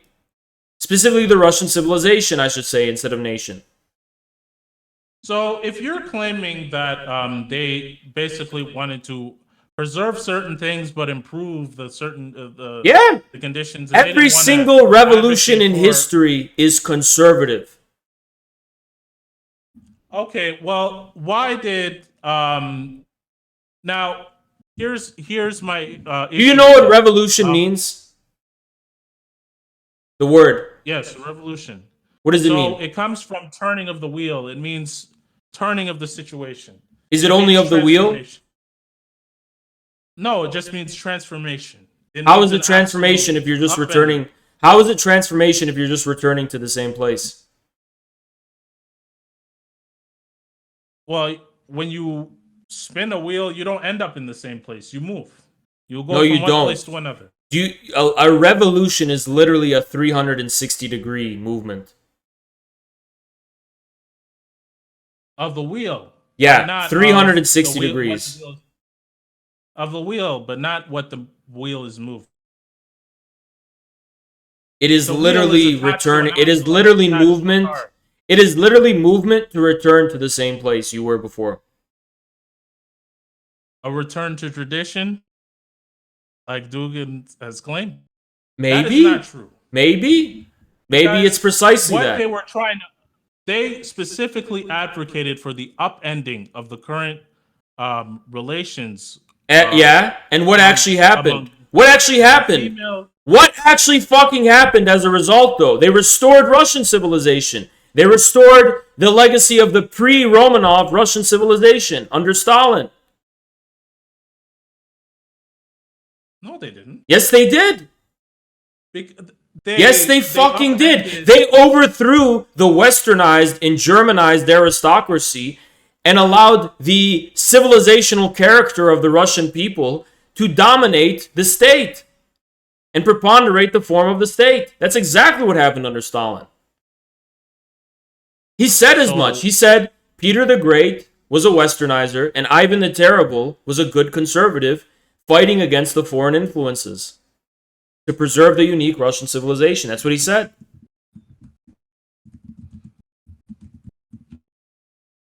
Oh. Now, yeah, that might be his particular take, but I don't remember any society before the Romanovs where women were voting or where the peasants owned the land. So Peasants owned the land. Peasants owned the land under Napoleon. Napoleon gave the peasants land when he freed them from serfdom. Peasants owned the land after the French Revolution. No, in many ways he argued for, private relations, and it ended up creating the kulak. So, like, it's Who not created like, the kulak? Well, the kulaks came from the, from the logic of private ownership of the means of production. The land was collectivized and it was under the ownership of the state under the revolution. So it was very different. The kolkhozes were a very different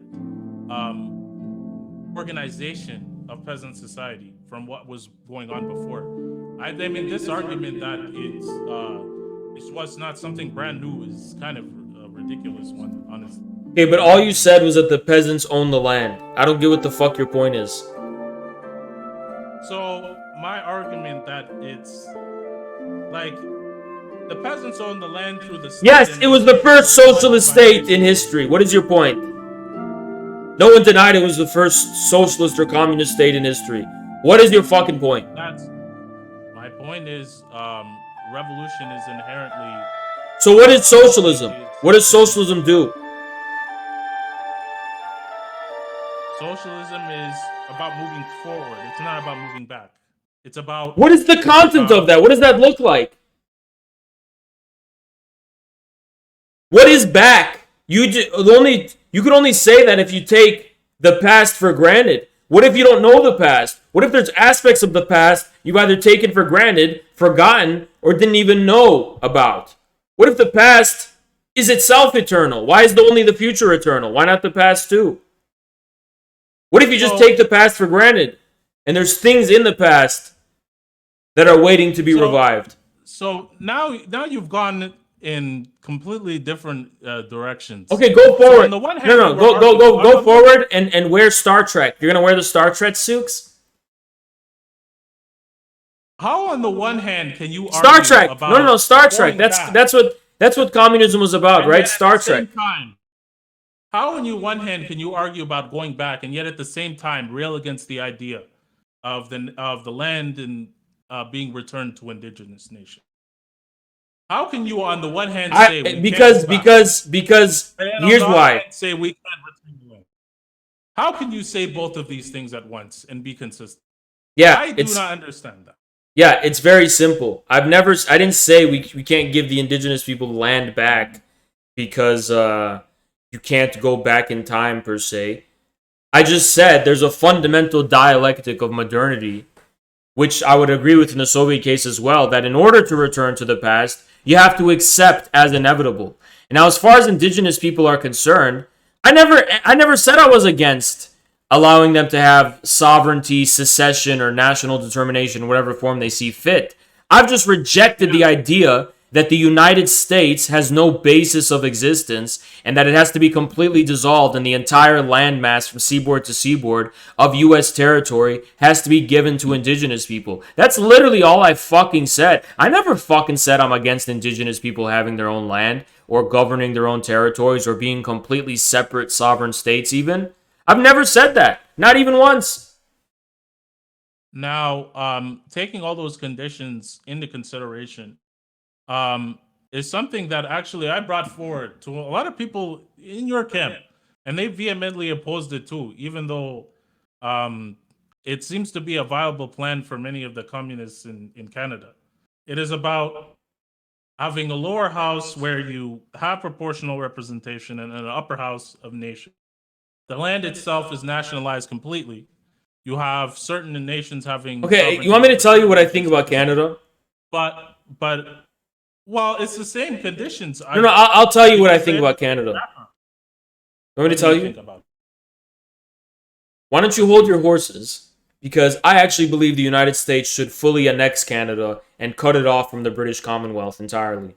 Canada's not an independent state. It's still a colony of the British Commonwealth, and it's technically under the sovereignty of the British Crown, which means it's an enemy of the United States. The British Crown is the enemy of the United States and the American people, and it is my view that we cannot share a border with the British Crown, which we fought a war of independence to expel, and a territory which was used in 1812 to come and burn down the White House.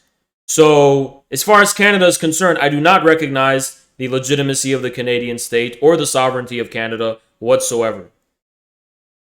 So, you want to get upset about the fact that the U.S. White House was burned down.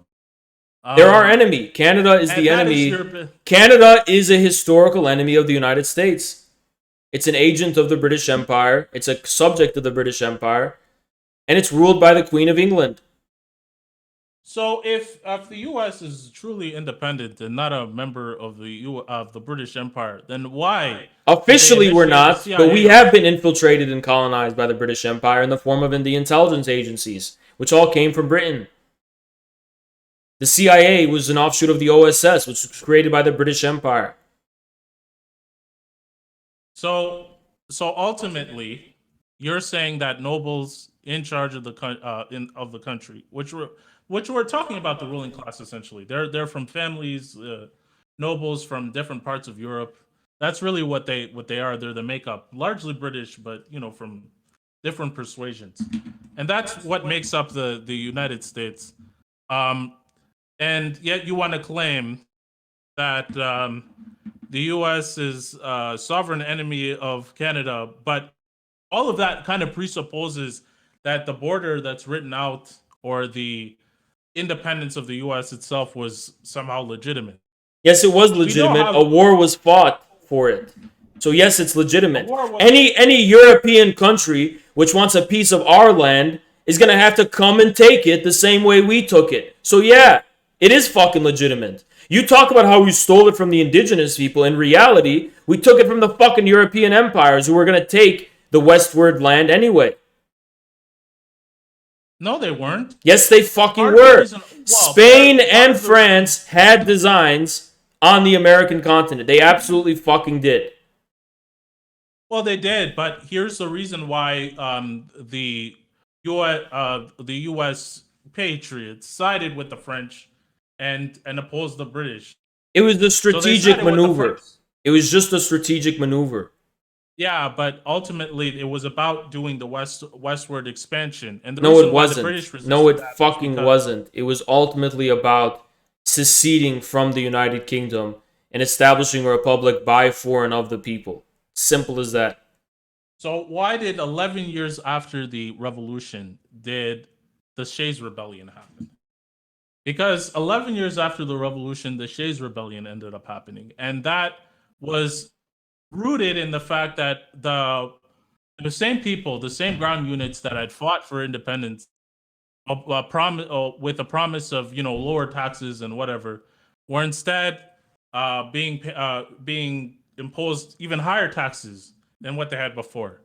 And the Constitution itself, as it was written, by the way, Shays Rebellion is rumored to have been instigated by British agents.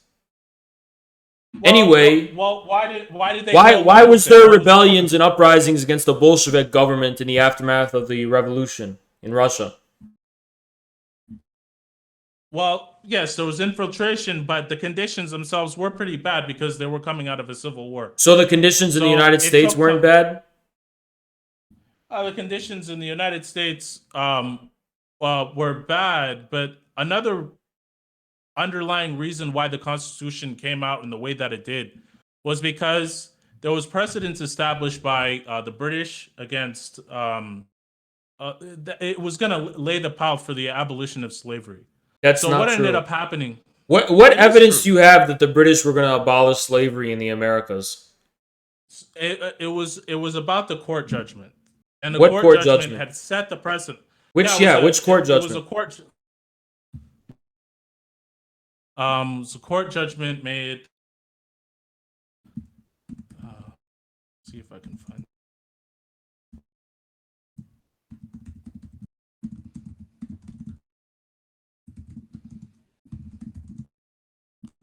Because like what I'm trying to say is May 1772 there was a significant court judgment. It also kind of instigated the war. And What did the court judgment say? it didn't necessarily. Somerset versus Stewart. What was the court judgment? Relating to the right of an enslaved person on English soil to not be forcibly removed from the country and sent to Jamaica? Is that what you're referring to? Yeah, so what does that have to fucking do with the USA? Oh, because there were states that actually accepted that judgment after the independence.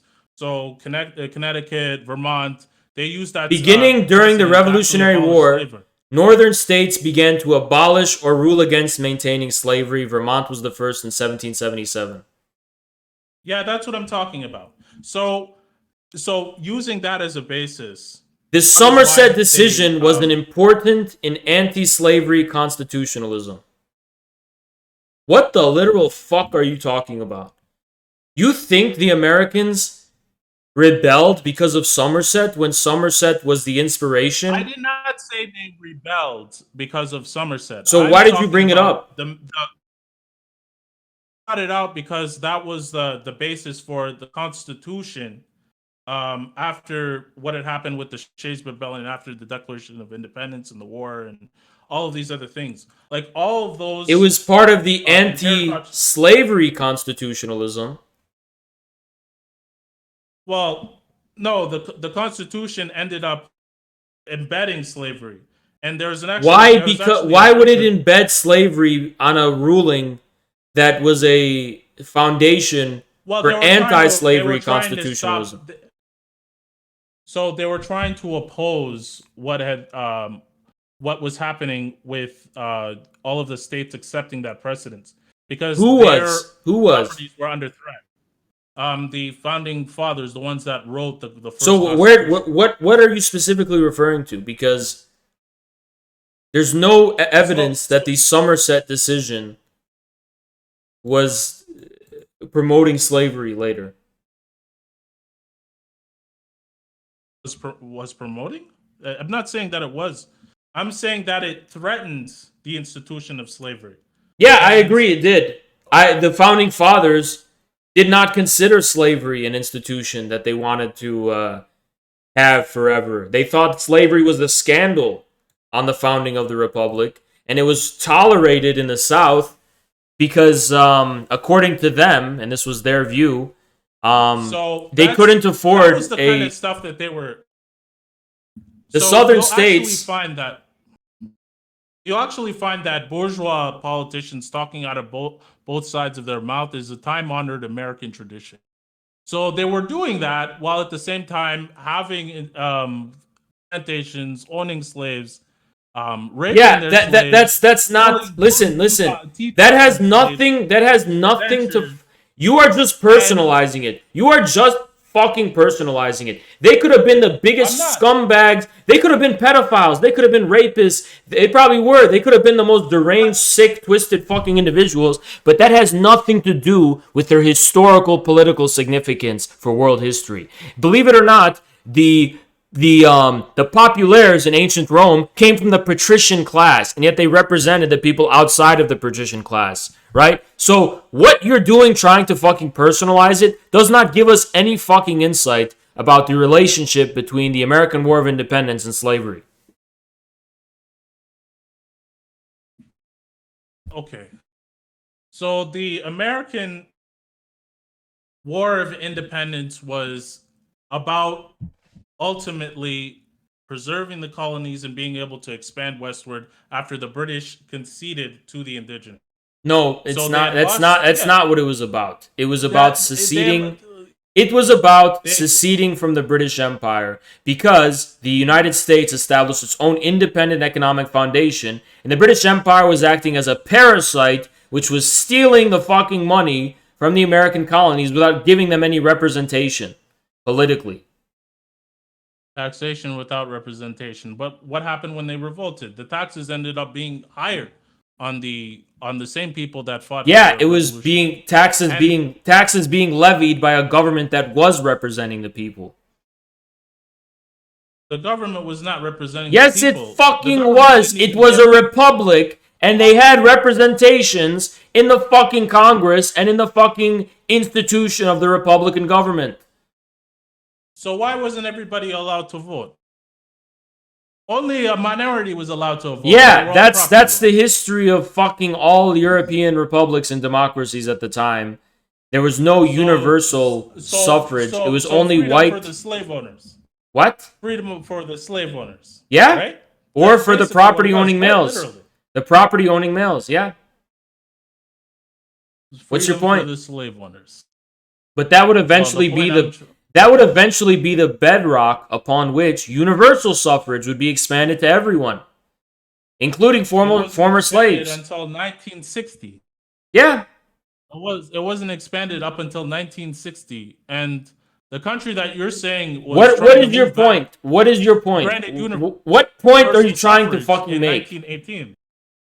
You're pointing out a contradiction that was only created because they said we the people. So what's your point? Yes, it was a hypocrisy and a contradiction. And because of that, they eventually did have universal suffrage. Like, what is your point by pointing out that hypocrisy? They were the ones who declared universal rights of man, or at least we the people, and that the people of the United... Like, what is your fucking point? They're the ones who went out. They didn't say we the white owning property males, and yet in practice that's what they did, but that's not what they said. So they laid the very foundations for it to be expanded to everyone. So what's your point? There was no foundations for it to be expanded to everyone. Most of the people were being killed off on the West End. And like that's still ongoing. And to understand that really what both of these countries are, Canada and United States, are actually military occupations by colonies. So like it's kind of your argument that because they fought against the British or got independence in some way means that they're not necessarily a colony. And what are we a colony of? What are we a colony of? You're making this a colony of British nobles, basically. No, we're not a colony of British nobles. We're not a colony of British nobles. No, we're fucking not. Yes, you are. No, you are. You literally have to answer to the fucking queen. I can literally go to school and wipe my fucking ass with a picture of the queen and smear it on the wall, and I might get in trouble, but no one will care that it was the queen I was desecrating. If you do that in Canada, you probably go to jail. Shut the fuck up. We're not a British colony. You are a British colony. No, we're not. I can literally piss on a picture of the queen. all of I can the- go outside, if the- literally put up a framed picture of the queen and take a piss on it. And it won't be disrespectful to anyone in this country. No one will give a shit. Ultimately means nothing if your army is used to fight for really the property of British nobles. At the end of the day, it's the same thing. And it's essentially still a military occupation. Okay. Either way. So Britain is still occupying the country. Britain is still occupying the country. It's still a colonial occupation. Okay. And So then I'll just leave have to the retain then sovereignty. then we just have another Declaration of Independence. Apparently, we need another one. I'm fine with that. We need a revolutionary situation. We need a Declaration of Independence from the British Empire. And we need to return. So we need 1776 must commence again. We didn't go far enough, apparently. No, the revolution has to be led by the indigenous, right? Working class. The multinational working class. The multinational. What do you mean by multinational working class? Do you think the working class is just like a mishmash of fucking random people? No, bootlickers, you're full of shit. Your 1619 Project bullshit has fucking been debunked. You wrote a paragraph for nothing.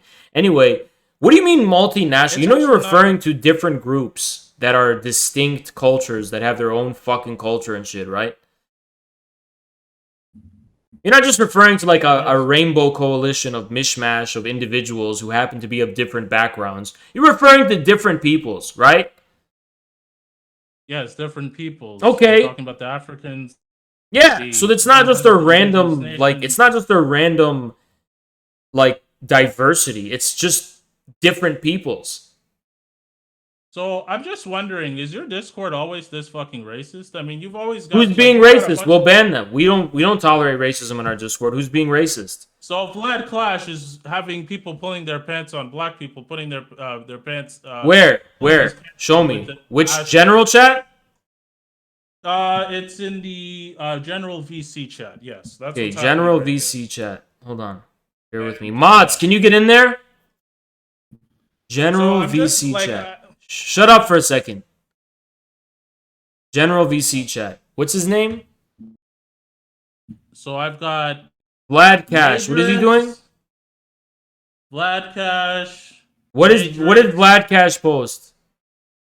Just one of those nights. Okay, that's actually TOS. That's not racist, but it is TOS. He's basically posted a video of showing ass. So I'm going to ban him now. He's banned. He just posted a picture of two people showing their ass. Yeah, this is... I can't believe this shit. Okay. Let me tell you. Mods, can you look at General VC and see what the fuck is going on? You know, these people are not community regulars. No one even knows who that fucking guy is, by the way. So, I don't know what your fucking point is. Okay, we got another. I just noticed it and I was really... But anyways. Honestly,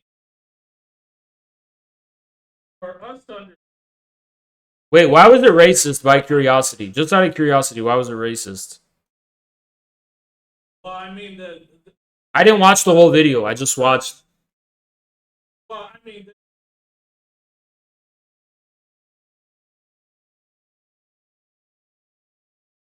Well, I just saw two males with their pants down walking, and I banned him immediately and deleted it. I don't see what's racist about that. I just think it's TOS. I don't know why it's racist.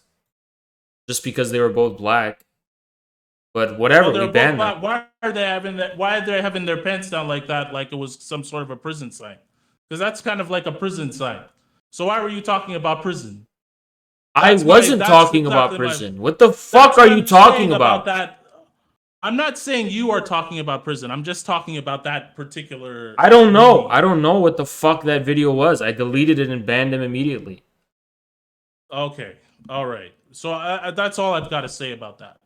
Now, what I'm honestly trying to say here is that each nation has to be recognized as equals for unity to occur. Okay. And... this has been emblematic and exposed last year with many of the riots that percolated throughout the country. It showed kind of the central contradiction of the nation. It's that it's operating under an ideology of white supremacy, yet at the same time it has multinational in character and ends up with this sort of conflict. And this conflict has been going around ever since the occupation began. That's what I'm trying to say. Both these countries are the result of 400 years of military occupation and settler Okay, colonialism. first of all, calling it And those military, are the calling it military occupation is the most stupid shit I've ever fucking heard. Because by that logic, So why then is the police armed more substantially than many other countries' armies? If it's not a okay, military, why don't you hold your horses? What you're talking about is the specific repression of the black community in this country. not just the black community. Yeah, that is what you're talking about. Many That's racialized exactly what you're communities. talking about. White supremacy are the police institutions of militarization of the police is overwhelmingly targeted against the black community. Yes, the black community, but also the indigenous. and No, not the really. Hispanic It's not community. really. It's not really. The indigenous are suffering from a Yeah, lack exactly. of support, but they're not policed in the same way the black community is. So it's not a general occupation. What you're talking about is the specific circumstances of black people in this country. Which, yes, I agree, their communities are, in a sense, being occupied. And that's why I agree with the black belt thesis and the right to national self-determination by black people. And if they want to, by their own accord, form a United States with the country, that's their choice, but they don't have to. But I don't see what your fucking point is. None of what you just said makes it that the whole of the United States has to be completely dissolved and that there can be no continuity with 1776 and the U.S. Constitution and the legacy of the War of Independence. So don't get it twisted about what this is fucking about. This isn't about whether certain communities should be respected in having national self-determination and sovereignty. It's about whether the United States has to be completely destroyed, or we have to tell people, well, just to be clear, you're not going to fucking destroy it. So what this is actually about is whether you're going to run around telling people that's what your intention is to do and thereby ostracize yourself from everyone while not even being able to accomplish it. So that's actually what we're fucking talking about. So worrying about the name itself is not necessarily what we at the Communist Party of Canada are advocating Okay, for. listen, I don't even believe Canada's a real What I country. wanna- I don't believe Canada's a real country. Can I just say that? I don't think Canada is it's not it's not a sovereign independent country. I don't know why Canada still I don't exists. believe that the U.S. is a real country. I think. Well, here's the thing. Here's the thing is that we actually So- we actually fought and kicked the British out, and you still bow before their queen. So yeah, I think we are a real country. You bow before the Queen. You do. You don't You bow do. bef- You do. Well, You have to bow They're before the bowing queen. before. You pay you're for the bowing queen. before- You literally pay for the fucking royal couples and Meghan Markle. With your fucking tax dollars, you pay for them. We don't do that shit here. So the CARES Act, where do you think the money went to? A lot of that money went to British banks. Yeah. So think about that for a minute. You're paying for the for British nobles as well. No, we're not. You're paying Well, for what? them. Yeah, what's the difference? Actually, what is The difference is for us, we are informally colonized. The difference is with us, we are informally colonized by Britain. That's why I'm advocating for a new 1776, while you are actually formally a colony of Britain in the sense of being a subject of the British crown that has sovereignty over your country. I mean, honestly, this is really just splitting hairs at this point because I think supposed to vote Quebec- for communists. The French, From what I Quebecese, understand, we're Quebecese supposed should to have vote their for own country, and then the rest of Canada probably should be taken by the U.S. Well, what I argue is that honestly, the border this You're trying to Line project border, your own British Empire on us and saying the United States isn't real. You bet your ass it's real. It is a real country. not. We are a real country. Yes, we are. Okay. So I don't understand why you want to hold on to the legacy of the United States when soldiers Because you're were trying to swearing cope oath and to the pretend the United Constitution. States never even happened, or that the only significance of it is that it was immoral, and that's all it was. It was just immoral and nothing more. Well, I think it was actually a world historical, objective contribution to history and the history of humanity and our history as a people. as an American people. It's part of our history. It's part of who we are. It's part of who we are today, and it's part of what makes us what we are today. And I don't want to liquidate that history and pretend like it was all a bad dream and we can just reverse it and never even happened with 1619 Project. Let's go back to the British Empire. Hell no! I think there was something real about 1776. I think there was something unique about the American Revolution, and I don't want to forget that. So I'm a traditionalist. That's why. I want to preserve the revolutionary tradition of the United States. So you do realize this argument you've made is an argument made by Martin Luther King and many of the other people that, people in our, revolutionary community of Black people would call house Negroes. Because I don't know if you can use this word on I know you're Black yourself, but I don't know if you can use this word, so let's not use this word on Twitch. I'm not sure what the rules are. Okay, I personally don't mind you using it, but Twitch might have an issue, so let's keep a low on that. And yeah. But guess what? That might be true for the Black community. That's up for the Black community to decide. I'm hands off. I'm more of a Malcolm X guy too. But ultimately, that's internal to the Black community. That doesn't apply to white America. White America can't say the same thing. What you're basically talking about is white, liberal, fringe hipsters taking control and seizing power. You want them to rule everyone. You want them to rule the Black community, the Latino community, the indigenous community, and the white America. That's actually what's going to happen. You want the white leftists to rule the country. Come on. Yeah, that's what you want. That's nonsense. You think it's this? You think it's the same thing for Black people to? When have liberals ever advocated for the nationalization of the land? When have they ever advocated? They are advocating. Jeff Bezos. Jeff Bezos funded the Land Back Collective, the NDN. The Land Back was about privatization. Yeah, that's what they want. Steer them towards the idea of privatization. Yeah, that's what they're using it for. That's what they're using it for. Yeah, but that doesn't So indigenous people can't sell. Wait. Indigenous people can't sell the land they're being given.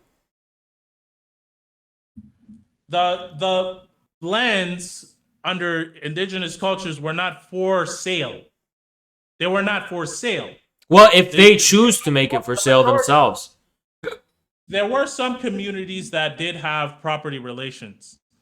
But the majority of Listen, can you stop wasting my time? You're not going to return to the past. Indigenous people don't live the same way they did 300 years ago. They're not the blue people from Avatar. So they are participating in our modern economy. There's no indication that they're going to return to how their society was 500 years ago or whatever. So yes, they can sell their land, right? Because they own it. What makes you think they're not going to sell it? They've done it in Canada and elsewhere where they're renting it out and they're privatizing it. So that's actually what's fucking going on. They own casinos, all those things. Indigenous people are not blue people from Avatar, whatever stupid thing you have in mind. Indigenous people also have class relations, and they have that contradiction going on with them as well. So they're people as well, and they also have bourgeois, petty bourgeois, and working class, and they have traders in their movement as well. They're like other people. We argue for multinational revolutionary So indigenous people are just your cope and your ability to bypass actually winning over the majority of people in your country. You can just focus on a very marginalized minority who's extremely repressed, and from you're a gonna practical standpoint. You're gonna use them. You're gonna use them as like your eternal justification for being an antisocial. And this is what white leftists do. They use the marginal groups as a justification for their antisocial stance toward their own people. I'm not white. Okay. I'm Black. And as an African, we know why the struggling for the land is important. So do it. I'm not stopping you. Go do what you want in Canada. Do whatever you want in Canada. I don't give a fuck. I'm not stopping you. Okay, but I'm not going to tell my followers to join you in your failure. So do what you want. I'm not going to stop you. I'm not going to tell anyone to stop you. Advocated for you're going to fail. I'm telling you, you're going to fail. I'm telling you, you're going to fail. Utterly, you're going to waste your own time. And decades and decades will pass. Nothing will happen. Promise you. Our party is growing. Your party's not gonna grow to shit without the infrared vision. I promise you that. Your party's not going nowhere without infrared. Same with the CPUSA. Matter of fact, your party's probably going to be destroyed in at least a decade. At least- Unless you adopt and grow up from this ultra-left stupidity. It's not ultra left. Oh, you've been at it. Your new left strategy? it's- Y'all, listen, y'all have been at it since the 60s with your new left strategy. We're coming on more than half a century now. No, we have not. We're coming on 60 years now. 60 years later, what have you produced? What have you done? Nothing. You just wasted time, and you've wasted people's entire lifespans. So you want to waste your life? Go ahead. I'm not on board with you. I think you really should look into the actual history of the party before you go ahead and make these outrageous assertions about what was going on. Because if you adopt the ultra-left strategy that everything is about indigenous people and that's the center of everything, good luck. That's all I could say. Good luck. We're not saying it's about indigenous people. We're saying that this country is multinational. I don't believe Canada is a real country. I don't believe Canada is a real country. Canada is more like a series of cities plus Quebec, which seems like it's a country, I guess. Canada population. How many people are in Canada again? Yeah, 38 million, which is extremely small. Seems like it's just a bunch of cities. And yeah, I don't really know what country there is in Canada. Like, where's the country in Canada? Just seems like it's a bunch of cities. Well, where's the country in the United States? Most of it is. Where's the country in the United States? We have various regions of our country. We have the Midwest and the agriculture of the Midwest. We have the South. We have the Black Belt. We have the more Mexican influenced Southwest. Southwest. And how stable has the country been operating? We have Appalachia. We're still a country. We're not just a collection of like cosmopolitan cities. We're actually a country.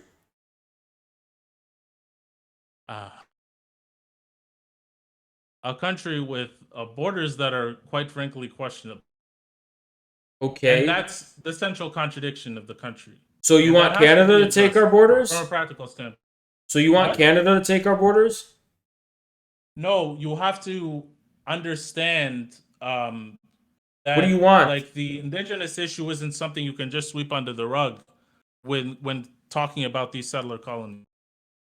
I think the primary significance of the indigenous issue, as you're bringing it up, is not actually proportionate to the extent to which it's an issue in reality, or it's the immediate concern of communist parties. I think the reason you're talking about it is because it's part of your moralistic, ideological worldview that justifies your justification and reasoning for caring about communist or socialist ideas. So keep in mind what the event that happened in Canada this year had to do with the uncovering of mass graves of indigenous children. I know. It caused a lot of outrage within Canada because of the crimes of the Canadian government and the schooling system. The schooling system. Also, there was the Fair Creek protests, which ended up being the largest protest we've had. Yeah, I know, because the only real people... The only country within Canada is Quebec and maybe the indigenous people. But the reason is because the indigenous people aren't just cities. They're actually people who are based in Canadian land. They're what's the word? They're indigenized. Indigenized. And while all this, and at the same time, 80% of the land is crown land.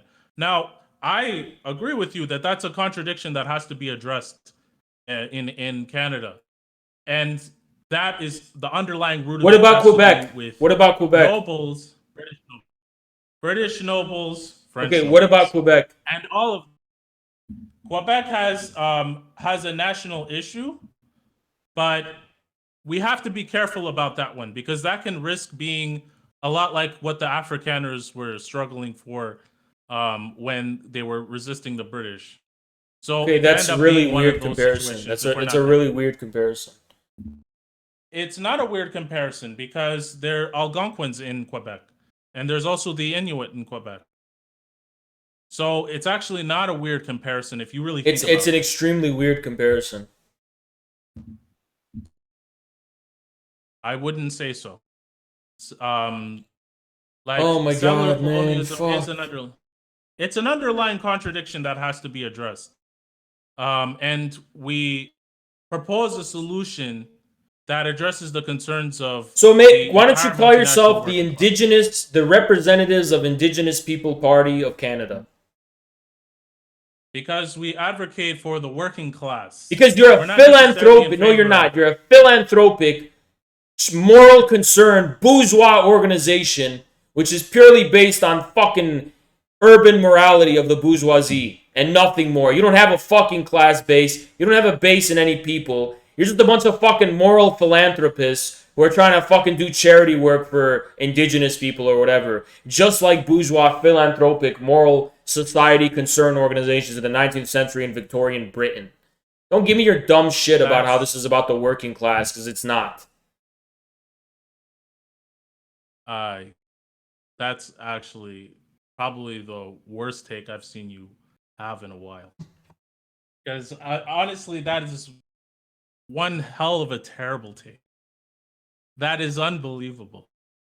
Especially when you consider the fact that we're also the only party that advocates for housing as a human right. And we have a housing issue in this country. And the underlying root of the problem has to do with the land, the privatization of the land, and the land being 80% of it being under the ownership of a queen. So when we talk about the legacy of colonialism as an underlying issue, we're talking about it from a class standpoint.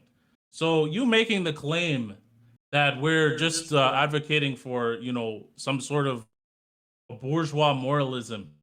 Yeah, you are. There's no. What about your claim isn't bourgeois? Against our entire party, and it's you have a bourgeois claim. Yeah, you have a bourgeois moral stance. Absolutely bourgeois in nature. You know what that means? I know what it means. It's based in the abstract subjectivity of the bourgeoisie, and it's not based in the material class realities of any determinate people. What, a housing problem for the working class? You are advocating for things, but you don't have a base in the working class of Canada. You don't have an actual base in them. You're just basing it on fucking morality. So why are we in the unions? Why are we in the working councils if we have no base? Because you're trying to get a base, but you don't have one. How did we get in there? And literally anyone can. I'm going to create my own party called the Ass Crack Party of Canada and join fucking unions. Then I have a base in the workers, right? It's not just a base in the workers. We also participate in the mass protests that happen. My Ass Crack Party will. You'll find that my Ass Crack Party will do the same thing. I'll go to the protests too with my ass crack out. You'll find that the vast majority of Canadians do not share your view on the Indigenous question. Well, that is exactly why we're getting the majority of Canadians are bourgeoisified, very urbanized, and are not really. It's like fucking coastal elites in America. They're just pretty much like Democrats, and they don't really have a country of their own. They just live in cities. Yeah, so we have an issue where we don't have housing, requisite housing for the masses, requisite access to land of the masses, control of the means of production, what happens with the production, what happens with the natural resources. What is Canada's means of production? What is Canada's means of production? Like, actually, it's a lot of it is primary resource extraction. And that's part of the problem with this colonial legacy is that it ends up spreading in a very malicious way abroad. We end up having, if we let the nobles continue to own the mines, they end up going to Africa. Then they go to South America. And sometimes they even go to Europe. And they default on taxes. One country, I think it was Uzbekistan, is. Well, what's your point? What's your point? How do these things make you a working class party? we have to deal with the underlying land issue and the resource issue. I don't care what you're utopia. Okay. Read Frederick Engels' Utopian. Read Frederick Engels' Socialism, Utopian, and Scientific. There's a difference between philanthropic bourgeois socialism, which has grand solutions for society, and the scientific proletarian socialism, which isn't about just offering a fucking remedy or a panacea for the situation, but is actually about basing yourself in the actual fucking working class. So, I just want to clear something up. Are you against nationalization all of a sudden? I just want to understand, because you're saying that nationalization is just bourgeois tokenism. But I'm wondering if you are against nationalization. Are you nationalizing Canada? Like you are. Are you nationalizing? That's our program. Go do it. Okay, my program is everyone has to have their ass crack be inspected by robotic birds every single day when they go outside. And the bird's going to pick pebbles off their ass crack and put pebbles inside just to make everyone's life more uncomfortable because of how much I fucking hate everyone. And that's my program. Are you against it? If you want to have an outrageous program like that, it's my program. That means it's real. And that means it's real, right? So it's my program. So that means it's actually a real thing that's happening. The fact that you're going to be making that sort of comparison. Thank you, Jackson. Appreciate you. The fact that you're going to make that sort of comparison between. Thank you so much, Jackson. What we advocate for up in our party. Yeah, yeah, they're the same in their grounding in reality. It's not gonna fucking happen. Doesn't matter what you advocate for if you don't have the fucking material means to actually same grounding. The same grounding in reality. We don't have the material means. No, you don't. You don't. You're declaring what your program is, and you're not telling me how it's fucking relevant to you being a working class party. Being a working class party isn't just about having a fucking program. It's also about basing yourself in a working class masses and that being the material base of your party. Your party doesn't have a material base except in fucking bourgeois philanthropic moralists. And this is based on what? What would you know about the people in Canada or our party? They're not participating in any material class struggle. They're participating in fucking individuals being morally outraged at reality and joining a party that they think is going to be a vehicle to rectify all of the fucking moral problems they think exist in the world. Well, really, we're trying to address the underlying conditions of Canada. Okay. And that's our what is the read Engels' Socialism, Utopian, Scientific. We've read it. Read it again, please. Just keep reading it. You say you're supposed to read the Quran once a year, so read that once a month. Read Engels' work once a month. Until you get it. Because you haven't gotten it. I promise you haven't. All right. Well, you're going to have to tell that to our party leader because this program... I don't give a shit about your party leader. Wow. That's amazing. And we wonder... You wonder why we have so much disdain over these social patriots. No, I don't wonder. I know exactly the reason. Actually. Well, the underlying reason is because you're all chauvinist. No, it's because you're a fucking NPC who instead of being a communist party is a indigenous welfare by non-indigenous people organization. We want justice. So because we want justice, it's because you've made this the entire linchpin of your fucking existence.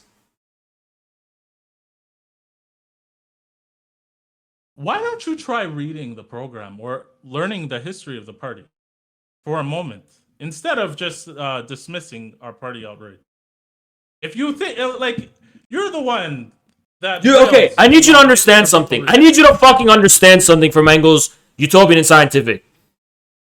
Socialism is not about individuals looking at injustice and saying, I want justice. Socialism is about a material class struggle where different classes have opposing interests, and you represent the material, not moral, interests of the proletariat, which means you are fighting on behalf of a material force in society. Like Lenin said, Morality is what serves the proletariat. Immorality is what goes against the interests of the proletariat. The interests of the proletariat are not going to be distilled on the basis of morality or what's just or what's moral, but based on the concrete reality of what their actual fucking interests are as a class. The mass protest, then? If you claim that there's no underlying moral framework that the workers can be moved by. Only the bourgeoisie has the wiggle room to make morality the basis of its fucking practical politics. The proletariat doesn't have this wiggle room because it's concerned with actually working and making a living. The bourgeoisie is philanthropic and bases itself on animal welfare and all this dumb shit, which they also racistly project upon minorities like indigenous people. That's what the bourgeoisie does, because it has the fucking spare time to be moral about shit. The rest of everyone is caught up in actual material reality, a ruthless, dog-eat-dog world of cold, sobering reality of conflict. So, are you saying, which ones are you saying are the bourgeoisie? The people protesting at Fair Creek? Or the NDP-led police bashing their heads? Canada is a country full of bourgeoisified middle class. It's a bourgeoisified urban middle class. If there's a working class in Canada, I'm not well acquainted with it. I'm open to the possibility of there being one, but it's not the Canadian working class that was at those protests. Oh, yeah. I mean, you're the one who said that people should go to school, become engineers, become computer scientists, so that when they graduate, you can then go out, turn around and tell them they're not working class because they protested. I literally told my chat, do whatever makes you fucking money to survive in this world. So I don't know what the fuck you're talking about. But you can do what you want and make money in this world without pretending you're personally the working class. When have I fucking said that Twitch streamers are working class? Do I say Twitch streamers are working class? Do I say that my fellow Twitch streamers, that we are the working class? We gotta get... I never said that shit. I'm a fucking person making a living off this shit. I don't represent the Twitch class. I'm not advocating for the Twitch streamer class, where the fuck that is. I'm not talking about Twitch. I'm telling you, you don't have to fucking be validated individual. Oh, am I working class? Am I proletarian? No. Honestly, I don't respect people who waste their time going to school for the prestige instead of money. Everything in this world is about fucking money. It's about money. It's about making money. That's what you got to do in this life, is make money. You want to go to college and do that dumb professional shit? Good luck. If that's your secured way to make money, I'm not against it. Go make your money. But if you're doing it for any other reason beyond making money, I don't really respect you, honestly. You're a philosophy student, aren't you? No, I'm not. No, I'm not. I'm completely self-taught. I'm not a philosophy student. Well, I thought you were in school. I was in law school. Were you in school? I was in law school. Yes, you were in law school. Yeah. And guess why I was in law school? Money. Literally just money.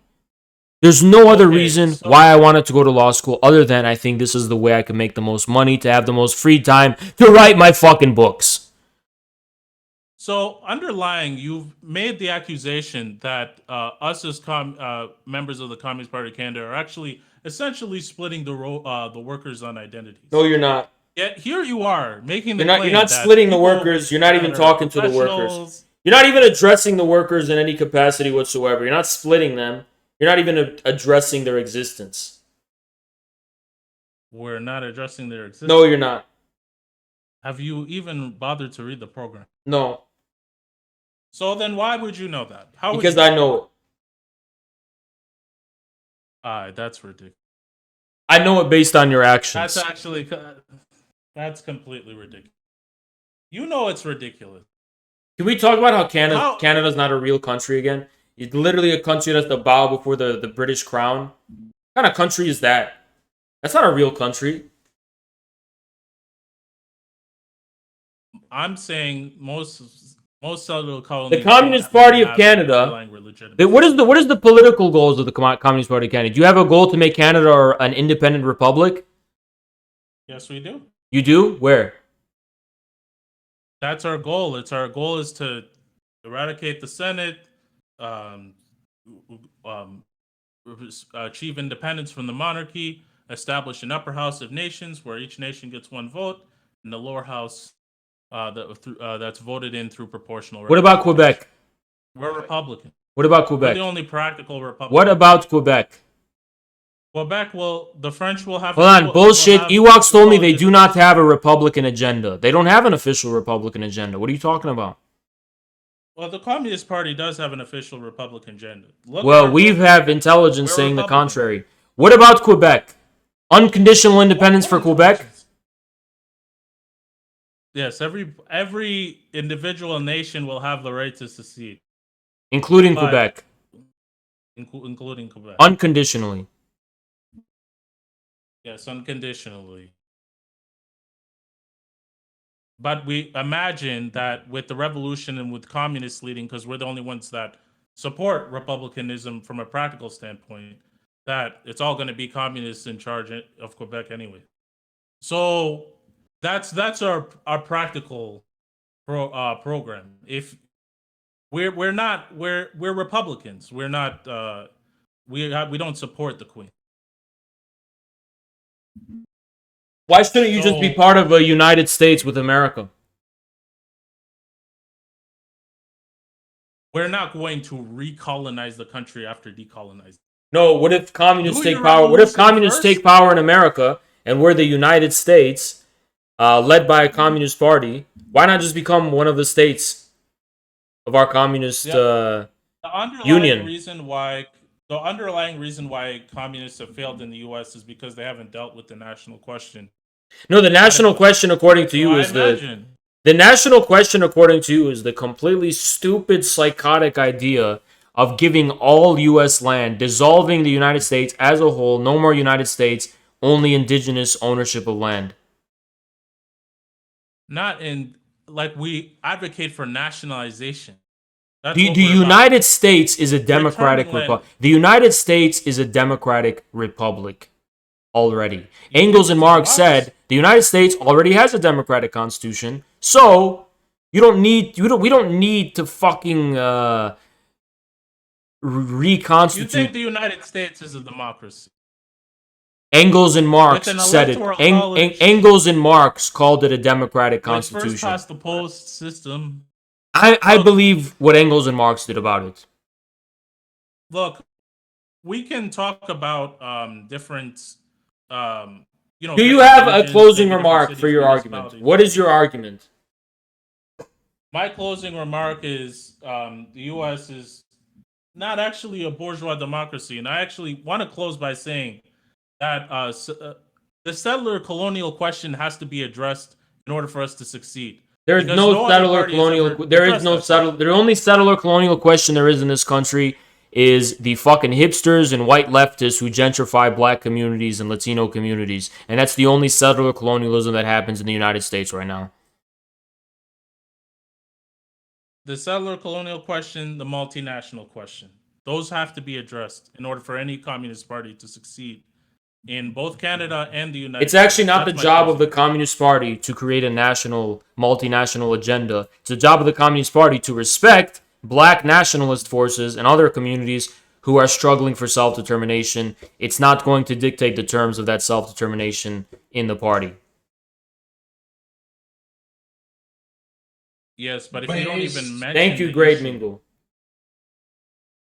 If you don't even mention the issue, and you don't bring it up, and you don't act... It seems like you just want like this morally castrating thing where you just want people to be morally castrated. Oh, we have an issue here. We have to talk about this issue. We have to talk about this. You just want to be able to like morally castrate people and fucking like, it's just this dirty game that when you say you just want to levy a tax, and just want to fucking, you just want to take a chunk out of people's enjoyment and take a chunk out of their fucking sense of being and just be like, oh, we're going to take a tax and fucking force you to give me attention about some dumb shit. Like, you're saying we have to force this question and it's just complete moralizing bullshit, It's not a you have to sit here and think about how immoral and evil we all are. Like, dude, it's so fucking stupid, You have to sit here and really contemplate and reflect upon your evil and your evil immorality. You know, I don't buy none of that shit. Nobody wants to hear that shit. You'll never make a popular party saying that dumb shit. I haven't accused you of running the United States, but if you want to take the crimes of the country personally, that's your own problem. But I'd advise against it if you are an Arab. In fact, I think you probably should be looking towards your own Arab identity and think about what this country has done to your people in the Middle East.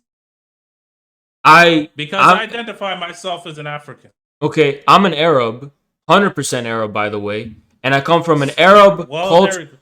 I come from an Arab cultural family too. I was raised as a Muslim and an Arab. Was never didn't come from an Americanized family. I was born in this country, raised in this country. Guess what? I'm an American. You want to know why I'm an American? Because America isn't about ethnicity.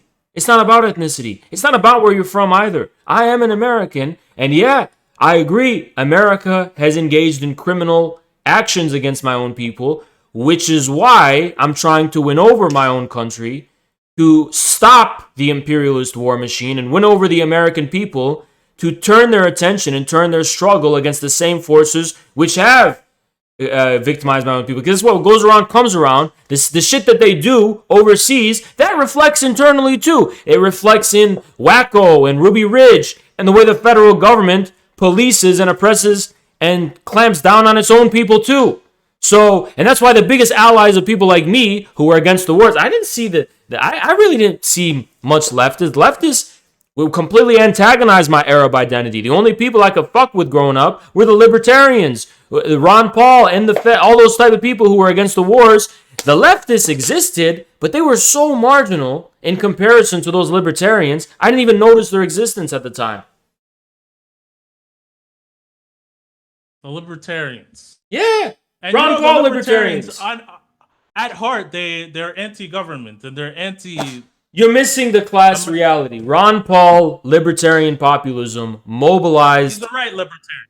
He's a right libertarian. That's a little different. But ultimately, Ron Paul was, at a certain point, Ron Paul was one of the biggest domestic threats to American imperialism in this country. And I will give him kudos for that. Now that the Narodniks in Russia had issues and there's shortcomings with them, as Lenin critiqued them, I would critique the Ron Paul people the same way, but they were the most effective domestic enemies of American imperialism, easily. And you don't think any of that has to do with the multinational question?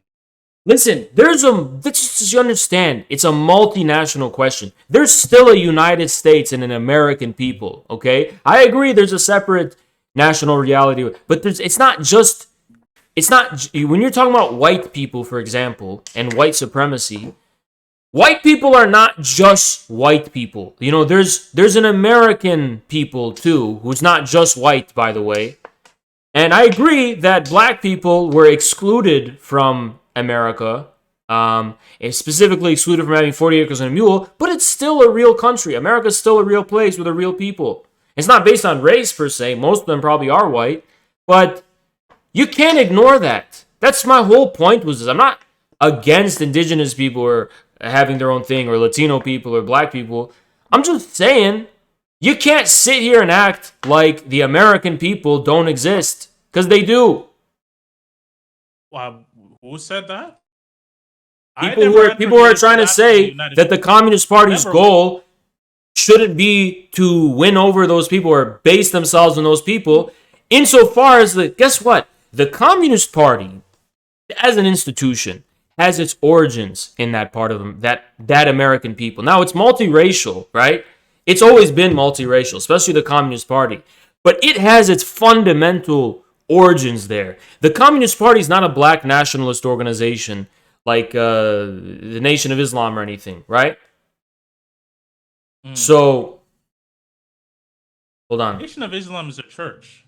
Yeah, but or Marcus Garvey's or the Black Panther Party or anything like that. Hold on, give me 1 second. Hold on.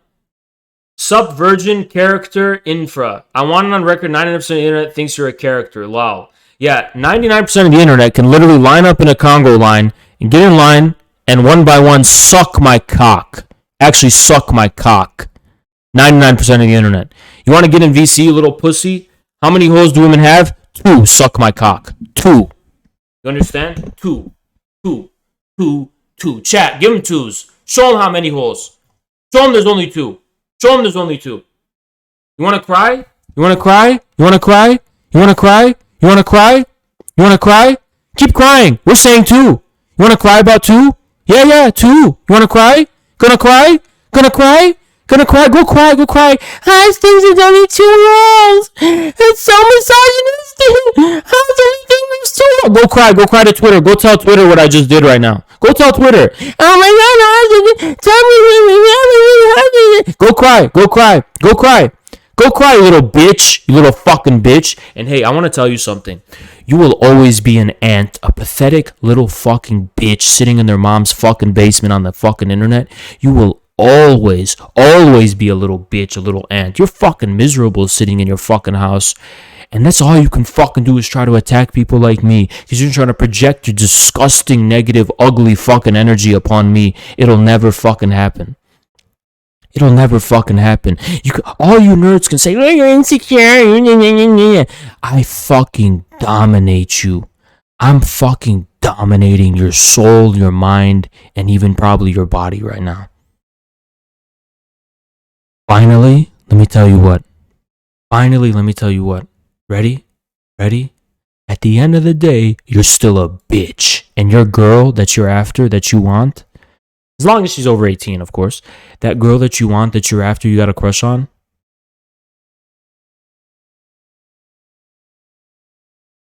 she would beg me to do my worst on her. She would beg me to throw her around. Beg me to completely turn her body into a canvas of my will. I want you to know that personally.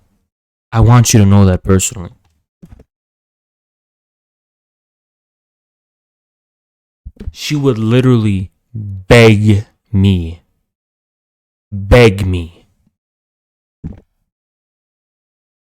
Everyone in chat, peg me. Where the fuck up, you little bitch ass chat. I'm gonna start banning. Want me to start banning? Talk shit like that?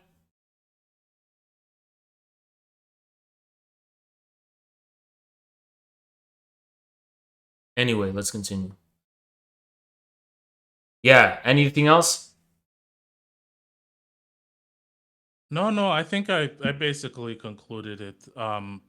One thing I would also add is thinking about even your own experience. You have to admit that the country operates under an ideology of white supremacy, much like Canada, actually. Yeah, but I disagree with you about where the main point of that white supremacy is, which is clearly in the Democrats, the urban centers of the country, and among white leftists, where the biggest white supremacists in this country, as Malcolm X understood. I oppose liberalism as well. That's why I'm a member of a communist party, not a member of the Liberal Party. Okay, bye. All right. Bye.